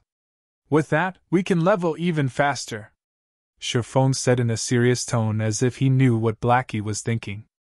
After some thought, Blackie was able to make sense of it. He no longer refused it, saying, "Thanks. I'll definitely use it properly." "Now. That's much better." Shifeng laughed. "Let's go. We're going to Dark Moon Valley. Red Leaf Town." "Quiet Wolf, what were you even doing? Not only did you die, you've even dropped a piece of expensive equipment. Do you know how precious that equipment is?" Flaming Tiger snapped as he cursed. Quiet Wolf's expression was as gloomy as dark water. That pair of shoes was something he had obtained after grinding for 7 hours, and now he had actually lost it. Even his heart was bleeding right now. Although he had wanted to explain, he did not know how to. Should he say how he was toyed with by Shifeng? That wasn't something he was willing to admit. However, even if he wanted to snatch the equipment back, he wasn't an opponent for Shifeng. "Brother Tiger, I discovered a rare elite in the wild. I didn't think I would be discovered by that kid when I was about to kill off the elite. That kid had even brought along another person. In a 1 versus 3 situation, I wasn't their opponent at all. Quiet Wolf pretended to be enraged as he turned black into white. He continuously tempted Flaming Tiger. That brat should have killed the rare elite by now. He must have obtained some good equipment. They were on the path towards Dark Moon Valley. We could still catch up to them if we chase after them. We might even be able to get back the equipment. Rare elite! Flaming Tiger's eyes started to shine. He no longer questioned Quiet Wolf. Instead, he was extremely interested in the loot of the rare elite. He said excitedly, "Let's go. We'll immediately chase after them. They actually dare to steal my equipment. I will make them regret even playing God's domain." Within a short moment, Flaming Tiger gathered all the members of Shadow Workshop present in Red Leaf Town. He brought along 11 workshop members and rushed towards Dark Moon Valley. No matter what, he wanted to kill off Sherfone and obtain his equipment. At this moment, Sherfone and Blackie had already arrived at Dark Moon Valley. There was a smithy beside the flowing creek. Sherfone and Blackie quietly stood in front of it. They were looking at a bare-chested, middle-aged uncle.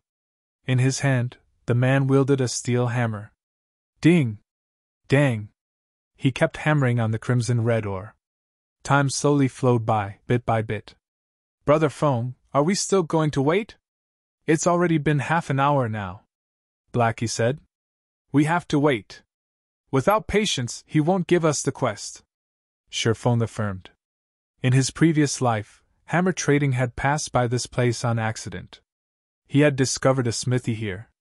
However, the blacksmith here didn't pay any attention to him regardless of how hammer trading talked to him. This had enraged hammer trading, so he decided to drag it on with the blacksmith. He kept standing to the side, sending death glares to the blacksmith. He had never imagined that after some time, the blacksmith would actively speak up. Not only that, the blacksmith even gave out a hidden quest. This had allowed hammer trading to learn the forging talent, becoming the forging master of the era. When Sherfone thought about obtaining the forging talent, coupling it with the book of forging, advancing into an advanced forging apprentice became a very easy task. When that time came, gold coins would rain into his pockets. After waiting for more than 10 minutes, "Do you two have an interest in forging?" the middle-aged blacksmith suddenly asked. "Yes, sir. We've loved forging since we were young," Sherfone immediately said. The middle-aged blacksmith nodded his head, saying in a satisfied tone, "Then since you love forging, I can teach it to you. But first, could you help me retrieve 100 pieces of meteorite ore? They can be found on the west side of Crimson Star Mine." "Of course. We would gladly be at your service," Sherfone respectfully answered. System: Hidden Quest Road of Forging accepted. Player is requested by Forging Master Jack to obtain 100 pieces of meteorite ore from Crimson Star Mine. Crimson Star Mine was the nest of level 4 kobolds. These monsters loved ore the most. They would spend every day mining within the mines. As such, kobolds were born with great strength. However, they had short limbs. Because they stayed underground for long periods of time, their range of vision was short. They could only detect enemies within a 35-yard distance. This distance was also the maximum range of attack for a mage. At the mine's entrance, there were many kobolds walking around. An entire group of them would be attracted even if only one of them was attacked. Kobold. Level 4. HP 420. Here. First, some food and drink to fill ourselves. We'll start work after that. Sherfone brought out a black steel beer and an apple pie. Blackie didn't understand what Sherfone was trying to do, but since it was Sherfeng's request, he must have his own reasons. Blackie sat down and started eating. 10 seconds after eating the apple pie, all of Blackie's attributes were suddenly increased by +1 points, the effect lasting 30 minutes. After drinking the black steel beer, Blackie's vision started becoming hazy. When he looked at the distant level 4 kobolds, their levels were suddenly reduced by 2, becoming level 2. "Alright, let's start then. A bottle of black steel beer's drunken effect only lasts 30 minutes. Sherfone stood up. He took out a smoke bomb and walked closer to the mine's entrance. Then, he threw it at the group of level 4 kobolds. There were currently over 10 of them there. Smoke bomb. Able to reduce the visibility in a radius of 10 by 10 yards. Duration of 1 hour. The smoke bomb was able to reduce a monster's vision by 10 yards. It wasn't particularly useful against other monsters. However, it was great when facing kobolds. Their vision was now reduced to 25 yards. As long as a mage attacked from a 30-yard distance, the kobolds would not be able to spot them at all. They could only stand there and wait for their deaths. Attack! Sherfong pointed to the kobolds within the smoke. Blackie was half doubting Sherfeng's actions, but he still chose to believe in Sherfong. His mouth started chanting a curse. A moment later, a dark arrow shot out, landing directly on the foremost kobold. Chapter 13 Blackie's Good Luck. Chapter 13 Blackie's Good Luck. The kobold within the smoke was hit, 21 damage appearing above his head.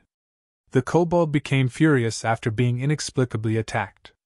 Like a searchlight, the kobold looked around in all directions with his blood-red eyes. Such an action had also caused the other kobolds to start being on guard. Within the forest, Blackie's heartbeat kept on speeding up. He was extremely panicked. Although the kobolds looked to be level 2, their attributes 100% belonged to a level 4. Drinking the black steel beer allowed a player to become drunk, significantly increasing the player's courage. As a result, all enemies seen by the player would have their levels reduced by 2. However, this would not reduce the kobolds' attributes. If these kobolds came rushing at them, only death awaited Sherfong and Blackie. Yet Blackie's worries were for naught. The attacked kobold looked at its surroundings. However, it did not discover any enemies. After whining for a bit, it returned to its original state. The other kobolds also stopped paying attention to their deranged companion as they continued walking about. Relax.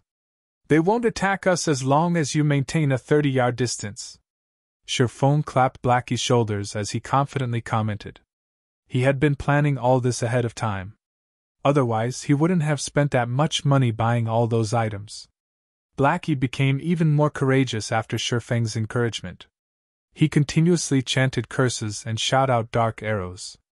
The kobold only had 420 HP, and it couldn't withstand Blackie's bombardment at all. After receiving more than 20 dark arrows, it breathed its final breath. Meanwhile, the other kobolds by its side did not show any reaction at all.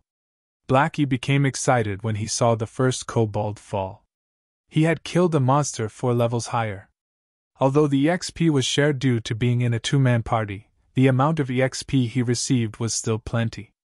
His experience had risen by 5% within an instant. This meant that Blackie would level up after killing 20 kobolds. He was even safe and unharmed. If the monsters did not disappear completely, their leveling speed would be terrifying. With such a great way of leveling, they would be able to rise even to level 6 very effectively. Blackie now understood why Sherfong was so confident. Even if they had wasted several hours from traveling, being able to grind on monsters here was definitely worth it. After a while, the group of 20 or so kobolds in front of the mine's entrance was cleared out completely. Blackie had also raised to level 1. After he equipped the Blackwood staff and added all his free ability points into intelligence, his damage was increased by a large leap. He could now take away 45 HP from the kobolds in a single hit. Meanwhile, the group of kobolds had dropped 12 copper coins and a level 3 common cloth armor. There were also 5 pieces of meteorite Oregon. Blackie's luck was quite good. According to what Sherfong had known, the drop rate of meteorite ore from the kobolds was not high. Only 1 would drop out of 10 of them. Nearly 1,000 kobolds needed to be killed to obtain 100 pieces of meteorite Oregon. Now, however, just a group kobolds had given them 5 pieces of meteorite Oregon. After storing the drops, Sherfong went on to lure more monsters. With the advantage of his 16 agility, Sherfeng's speed was faster than the kobolds. Within moments he had lured over 30 kobolds. He also maintained the distance of around 20 yards, but not exceeding 25 yards. When he had lured all the kobolds into the smoke cloud, Sherfong increased his speed abruptly. He quickly distanced himself over 25 yards from the kobolds, causing them to lose their target. After losing their target, the kobolds stood on the spot in a daze. Blackie, who stood over 30 yards away, took the chance to attack. The group of over 30 kobolds took less than 10 minutes to be cleared. They dropped another 21 coppers and 6 pieces of meteorite Oregon. Sherfong and Blackie's experience also greatly increased. In such a way, Sherfong continued luring monsters while Blackie continued dealing damage. Although the process felt mechanical and boring, Blackie was not complaining one tiny bit. On the contrary, he became even more vigorous with each kill. He wished he could just kill all day without resting. After an hour, Blackie's level had also risen to level 2. His dark arrow rose to level 3, and his damage went from more than 40 to more than 60. Such a rocket-like leveling speed made him speechlessly happy, giving him even more motivation to aim for level 3. Their kobold killing efficiency also increased by quite a bit with Blackie's greatly improved damage. The only downside was the increase in MP consumption following the dark arrow's level up. Fortunately, there was the magic water that Sherfong had bought. With it, Blackie could fully regenerate his MP before Sherfong had lured a new group of monsters, allowing him to deal damage without pause. Meanwhile, Sherfong was observing Blackie's condition while he lured a suitable number of kobolds. Other than that, he was just picking up the loot. The number of copper coins and meteorite ore were steadily increasing. After another hour of Blackie's effort, they had managed to collect 73 pieces of meteorite ore, 6 pieces of common equipment, and 264 coppers. They would be able to gather the remaining meteorite, or if they grinded for another hour. The system notification rang out just at this moment. System: Player Lonely Snow has sent you 10 coppers. Subsequently, Sherfong received a communication request. The person contacting him was Lonely Snow. You are? Sherfong had just finished luring a group of monsters. Since he had nothing to do, he accepted the call request. Hello, brother expert. I'm Lonely Snow. We met before at the town hall, and you've even pointed me to a grinding spot. That place was just too great. There wasn't anybody stealing mobs from me, and I could also easily handle them. I'm already level 2 now. I've also looted a lot of materials and copper coins. I've already mailed you the 10 coppers. I wonder if you've received it. Lonely Snow was extremely excited.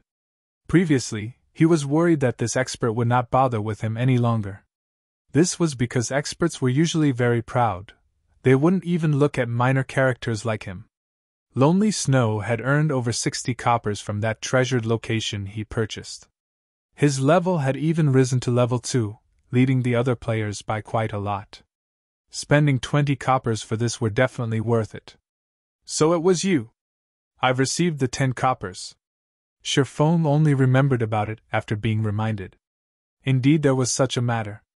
However, that was when he needed the money to kill the town mayor a little earlier, so he had just casually given out some pointers. He didn't really mind regarding the remaining 10 coppers. Brother expert, the level 2 dungeon Deathly Forest has already been opened, so I wanted to invite you to dive into the dungeon. My friends are all veterans, and they're all level 2 now.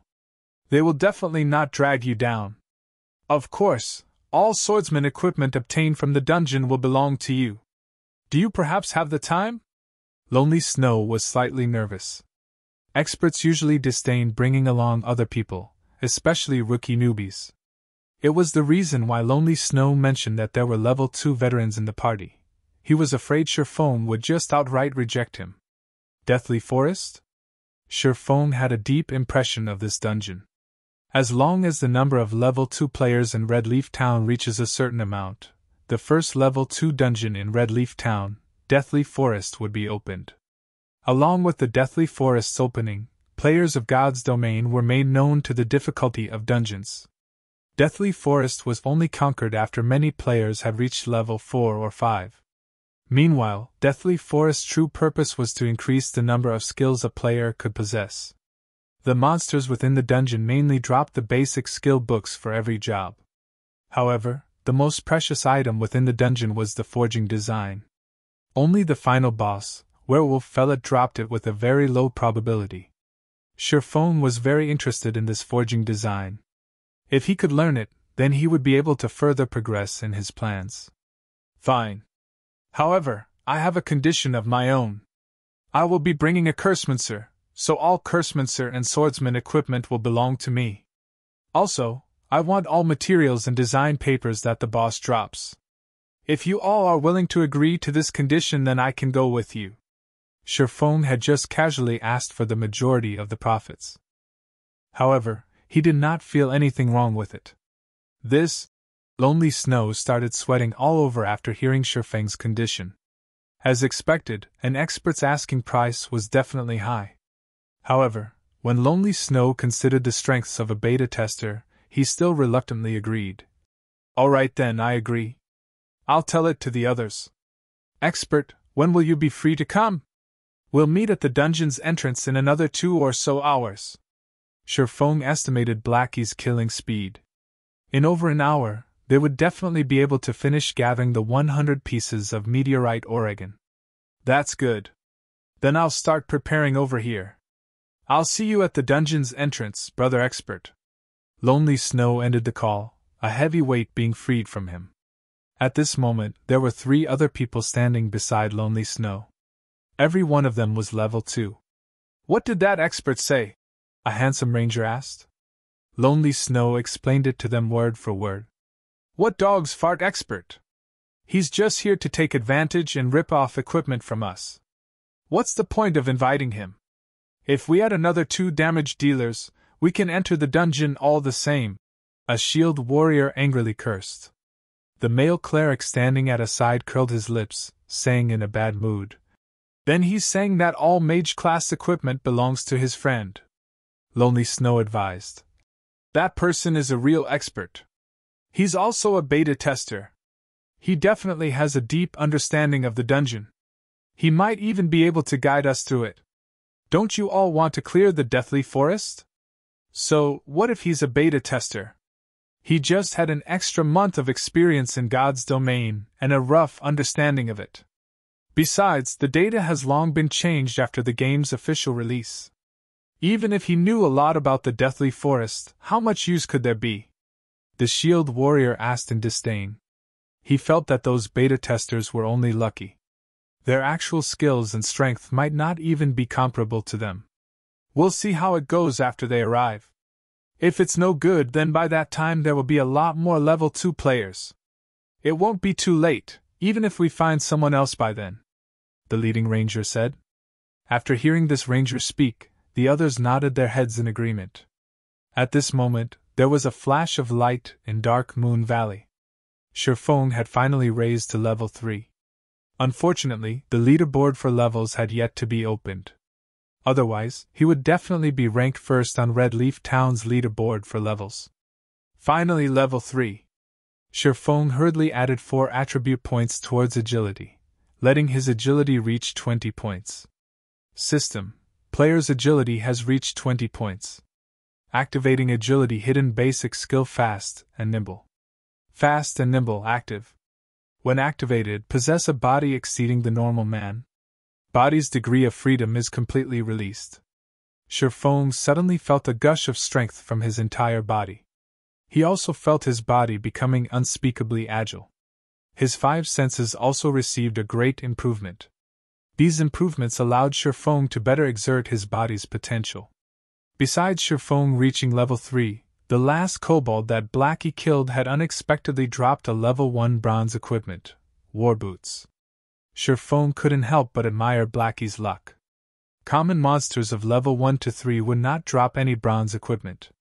The drop rate of bronze equipment from level 4 wild monsters was 1 out of 10,000. Yet Blackie had actually got it.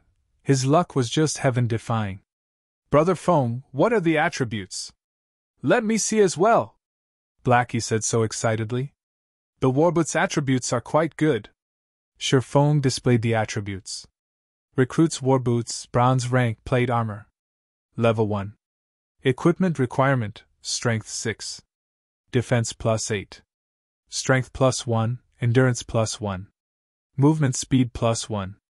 Durability 20/20. This is too great. With this equipment, Brother Feng's speed would become even faster, Blackie happily said. Before, it was only him who obtained a bronze equipment. It had troubled him to no end. Now that Sherfong had won as well, his heart became relieved as he said, Brother Feng, how many meteorite ore are we still missing? Not many. Just 4 more pieces. We'll be okay after another wave. Sherfong looked into his bag. Unknowingly, there were already 96 pieces of meteorite ores in his bag. If someone else had come here to grind, they might have needed 5 to 6 hours to obtain this many. Luckily, there was Blackie. They had gathered most of it after just killing a few hundred kobolds. Just when Sherfong was about to lure more monsters, his keen senses detected 3 blurry figures were closing in from behind Blackie. Blackie, dodge quickly! Sherfong yelled as he pulled out his novice sword. With lightning speed, Sherfong rushed over. Blackie remained ignorant of the situation. He was still stuck being happy, unaware of the things approaching him. Only finding out now? You're too late. He'll be the first one. 3 figures suddenly appeared. They were 3 assassin players, and one of them was Quiet Wolf, the person who was killed before. A mage being simultaneously ambushed by 3 assassins would die, without question. There would be no suspense to it, even if Blackie was 1 level higher than them. Chapter 14 Extraordinary Player's Physique. Chapter 14 Extraordinary Player's Physique. The simultaneous attacks from the 3 assassins caused a lot of damage to Blackie. Even though he wore several pieces of common cloth armor, he had still lost nearly half of his HP. System: Guild Shadow has attacked your party. All party members are allowed to attack members of Guild Shadow without penalty. Duration of 1 hour. I'll fight you guys. Blackie knew he was sure to die. His speed was not comparable with an assassin's. However, he also wanted to retaliate before he died. Blackie started chanting a curse, firing a dark arrow towards Quiet Wolf at 0 distance. Quiet Wolf smiled in disdain. Although the arrow was unavoidable, he still had 80 HP at level 0. How strong could a Cursemancer's attack be? Could it possibly instant kill him? Hong! The dark arrow hit Quiet Wolf. A damage of 76 points appeared above Quiet Wolf's head, instantly leaving him with only some leftover HP. Quiet Wolf immediately became dumbfounded after seeing such damage, his eyes nearly popping out of their sockets. The other 2 assassins were equally shocked. How is this even a Cursemancer? This was just a cannon. The person who dealt the damage was also shocked. Blackie had never imagined that the level 3 dark arrow would be so powerful. In reality, however, it wasn't just the level 3 dark arrows taking effect. There was also the high damage Blackwood Staff, the aura effect of Might of 8,000, and the bonus damage from level suppression. Such extreme damage was only possible with all these added together. Crap, let's kill him, brothers. His staff is definitely a mysterious iron equipment. As a veteran gamer, Quiet Wolf quickly reacted, revealing his greed towards Blackie's weapon. Blackie being able to deal such a high damage was definitely due to a mysterious iron weapon. Otherwise, he wouldn't be able to nearly instant kill Quiet Wolf. Suddenly, the other 2 assassins became full of energy as they rushed towards Blackie. Not to mention a mysterious iron weapon, they didn't even have a common weapon. If they could get Blackie's mysterious iron weapon, then they would profit beautifully. The 3 assassins attacked again, leaving Blackie with only 6 HP remaining. When they saw that Blackie was about to die, the 3 assassins became even more excited. The mysterious iron weapon was about to come into their hands. At this moment, with unbelievable movement methods, Sherfong appeared in front, blocking Blackie. 3 sword strikes blocked the attacks from the 3 assassins, creating 3 sparks. All 3 assassins were sent flying backward. Before the assassins could get over their shock, streaks of thunder appeared within their vision. 3 streaks of thunder struck the assassins that were still floating in midair. Damages of -32, -41, -50 appeared on all 3 of their heads, all of their HP dropping to 0. Their bodies turned into starlight and disappeared within an instant. Because assassins had low defense and were under level suppression, the effect of a level 2 thundering flash was extremely horrifying. Brother Feng!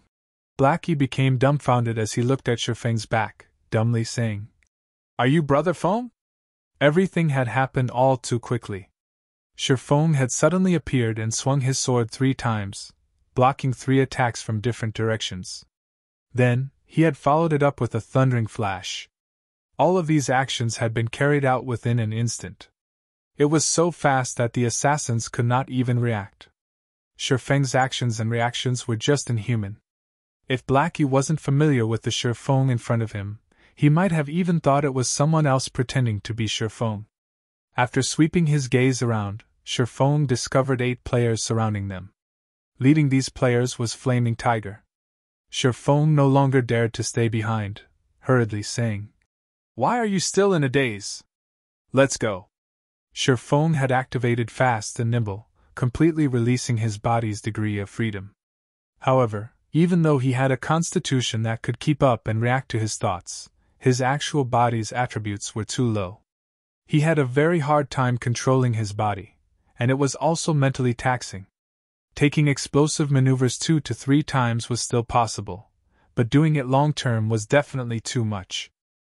The enemies also consisted of numerous healers and jobs that equipped plate armor.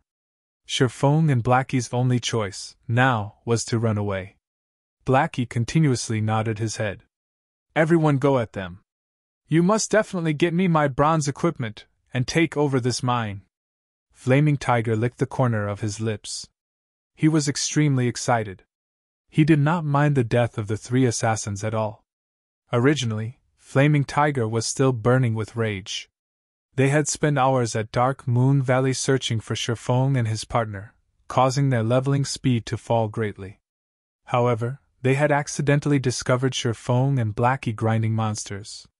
At first, Flaming Tiger had wanted to immediately surround and kill the 2.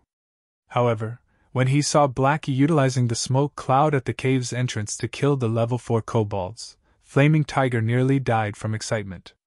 His hatred towards Shifeng had also reduced by a large half. He had even wanted to thank Shifeng for giving him such a valuable location.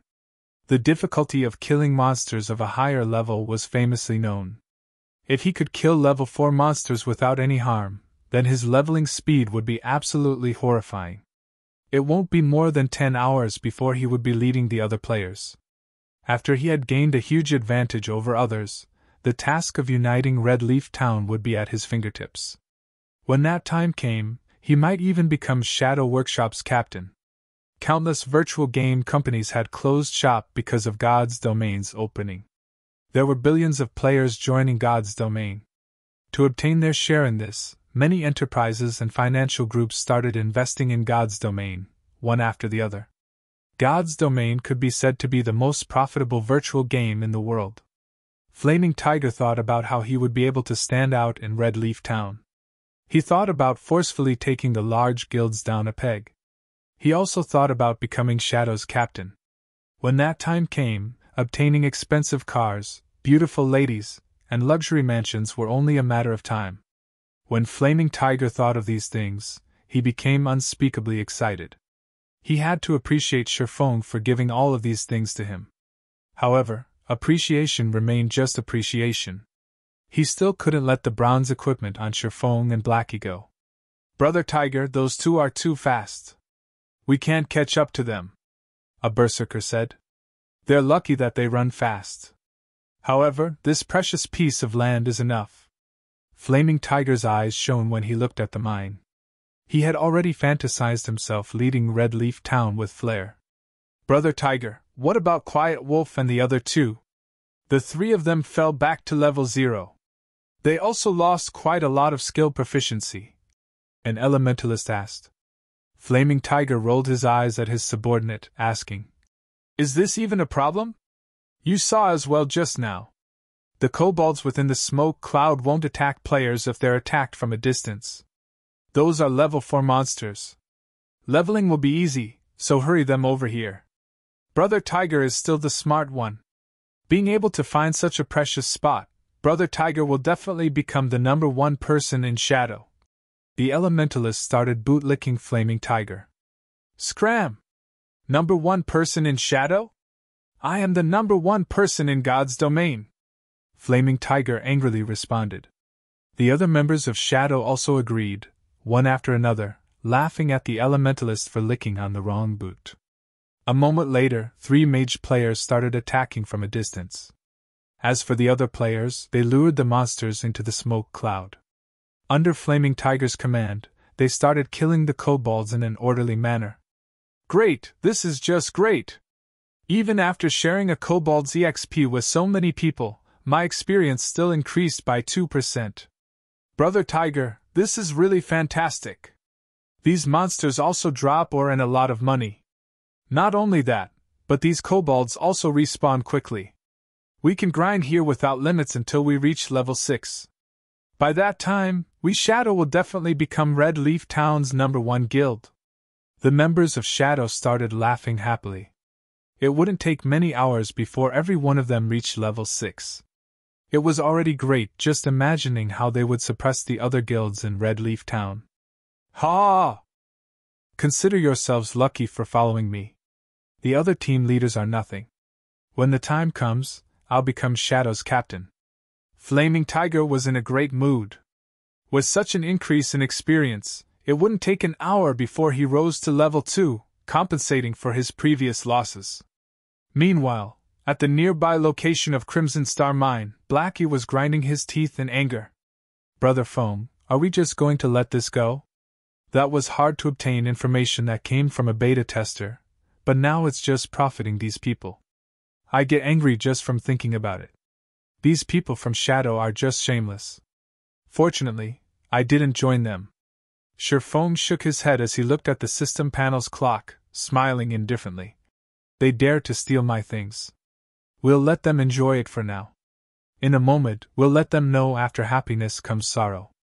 Chapter 15 After happiness comes sorrow. Chapter 15 After happiness comes sorrow. Time passed bit by bit. Sherfoam and Blackie did not just do nothing. They were killing level 4 roaming gnomes in a place not far from Crimson Star Mine. Roaming gnome, common. Level 4. HP 400. Compared to the kobolds, the roaming gnomes were much agiler. They were very good at dodging. However, their attack and defense weren't all that good. Moreover, Dark Moon Valley had yet to be developed. The monsters here were more numerous, and there was nobody here to compete with. There was no need to search for monsters to kill. Sherfoam was already a level 3 swordsman, while Blackie was a level 2 cursemancer. After activating Fast and Nimble, the roaming gnome's dagger had no chance of even touching Sherfoam. As for Blackie, his damage was even fiercer after drinking a black steel beer. With Sherfoam entangling the gnomes in the front, and Blackie dealing damage from behind, killing off the roaming gnomes became very easy. The efficiency was even better than grinding off the kobolds. In the front of the Crimson Star Mine, groups of kobolds laid still before the mine's entrance. Copper coins and various kinds of ores were scattered all over the ground. Brother Tiger, this place is just too great. It's just been over half an hour, and everyone is already level 2. So much money dropped, as well. Ha ha ha, keep up the effort everyone. You 3, lure more monsters. As long as we continue grinding this way, it will only be 3 to 4 hours before we can rise to level 3. Flaming Tiger excitedly commanded the 3 assassins that just recently arrived to lure the kobolds. The mages were already level 2, so the speed of killing the kobolds had increased by a big leap. Luring a group of over 30 kobolds was not enough for them. Brother Tiger, something dropped here. A berserker held on to a book as he shouted. Bring it here, let me have a look at it. Flaming Tiger said while smiling. He licked his dried lips when he saw something dropped. After Flaming Tiger received the book, he suddenly started laughing loudly. Great, really great! Not only has the spot that kid found after much effort been taken over by me, but if he knew a rare skill for swordsman was even in my hands? I really want to see that kid's look of regret. Brother Tiger, I saw that kid when I came here. They were still nearby killing roaming gnomes. I'm guessing that they're still unwilling to leave and still thinking of this place. Why don't we go over and kill them? Save us some trouble. A cold glint flashed through Quiet Wolf's eyes. They were filled with killing intent. He was overcome by a great resentment after being killed twice by Sherlock. Flaming Tiger waved his hand, with a disdainful smile on his face as he said, "Then let them look. Watch at how fast we level up and earn money, and at how we become the tyrants of Red Leaf Town. Meanwhile, they can only watch from a side with their hearts full of regret and unwillingness. Ha ha ha, I feel great just thinking about it." Although Quiet Wolf still held some resentment over it, when he imagined Sherfang's unwilling appearance, and how he could only exhaust himself killing roaming gnomes, Quiet Wolf's heart felt a great gust of pleasure. "Just you wait. The moment I reach level 6 will be your death." Quiet Wolf did not actually give up on killing Sherlock. Instead, when he thought about the pleasure he would feel after killing Sherlock when he was level 6, he couldn't help but look forward to it. Meanwhile, in the forest 60 yards south of the Crimson Star Mine, Sherlock was using a tree to hide while he observed Flaming Tiger and the others. "Brother Foam, can the two of us handle it?" Blackie asked in a worried tone. These 11 people were not just any average players. They were experts that had passed Shadow Workshop's examination. Moreover, there were 2 healers on their side. It was impossible to kill all of these people just by depending on the 2 of them. "Relax. The time is almost up. We'll just watch the show." Sherlock looked at the time, indifferently saying, "In a moment you go stand at the back. Kill whoever has low HP, don't let even one of them get away. Time is almost up." Blackie didn't understand what it meant. Sherlock pointed towards the smoke cloud in front of the Crimson Star Mine's entrance, saying with a smile, "That Flaming Tiger must think that killing monsters of a higher level is easy. The smoke bomb that we placed before we left has a time limit, and only 2 minutes are left before the hour is up. Did they think they could continuously enjoy my domain after stealing it from me? Now I'll teach them how to be proper human beings." Blackie was struck with a realization. His worship towards Sherlock became even greater now. "Brother Fong is still the smartest. Those brats from Shadow are definitely goners this time," Blackie said with a grin. The reason they could cross levels and harmlessly kill kobolds was that of the smoke bombs. They definitely couldn't do without them. If there were no smoke bomb, then the consequences would be horrifying. 2 minutes later, the smoke cloud in front of the Crimson Star Mine slowly dispersed. "Brother Tiger, why is that smoke cloud disappearing?" an elementalist asked Flaming Tiger after noticing the disappearing smoke cloud. "The smoke cloud disappeared? It can't be." Flaming Tiger abruptly woke up from his nap. When he looked over at the mine's entrance, the smoke cloud really did disappear. "If it's gone, then fine. The smoke cloud might be a periodic thing. Don't bother with it, keep on grinding." Just as Flaming Tiger finished speaking, the usually stupid-looking kobolds that did not retaliate suddenly looked towards the members of Shadow Workshop in unison. There were over 40 kobolds with blood-red eyes. The kobolds let out angry growls after finally discovering the people who had been attacking them. Suddenly, they all came rushing forth. The members of Shadow did not react at all. Within an instant, they were surrounded and given a beating by the kobolds. A level 2 player could hardly take 3 hits from a kobold, not to mention a group of kobolds. 7 players died within a blink of an eye. The backline players became a mess as they ran for their lives. However, the kobolds were very fast. It only took them moments to catch up to the escaping mages. For each mage, they were gifted a hammer to their heads. The mages quickly lie still on the floor, never to rise up again. "Crap, what is going on here? Why did these kobolds suddenly become insane?" Flaming Tiger cursed.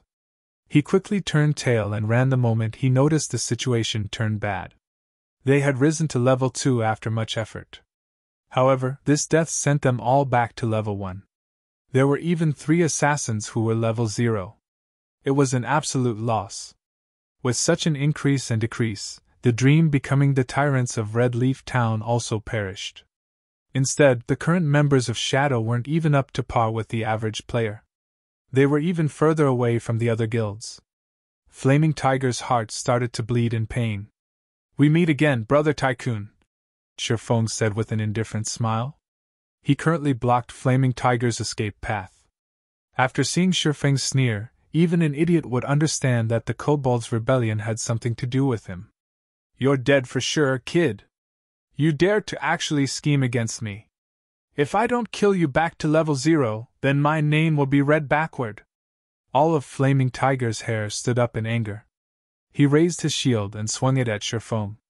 Compared to the other members of Shadow Workshop, Flaming Tiger's skills were clearly a tier higher.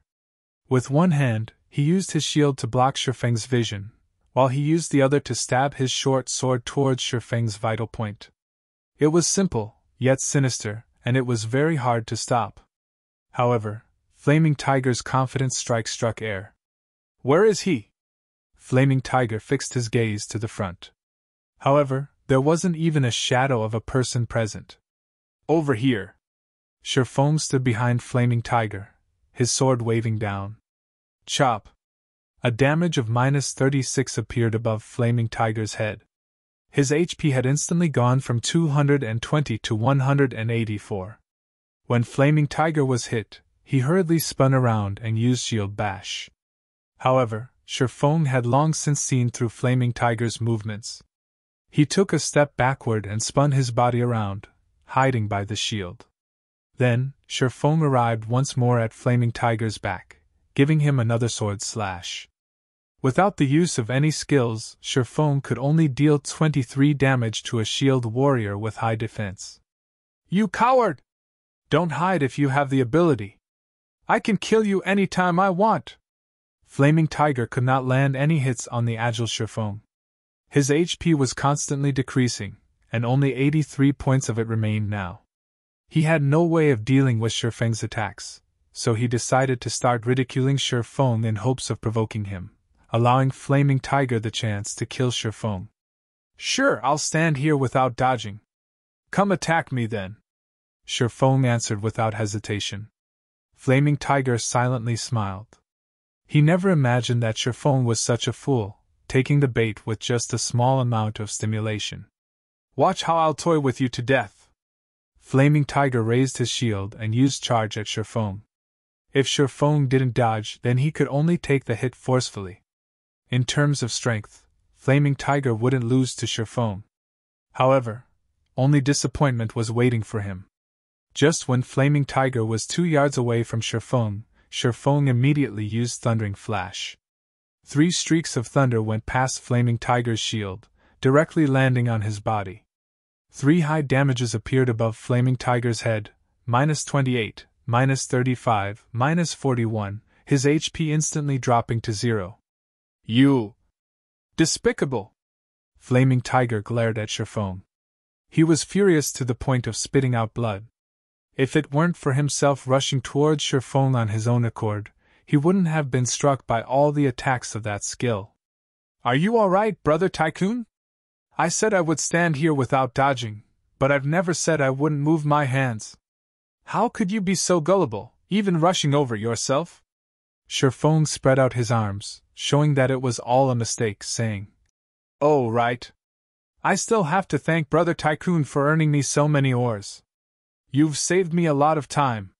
Flaming Tiger pointed towards Sherfong, wanting to say something.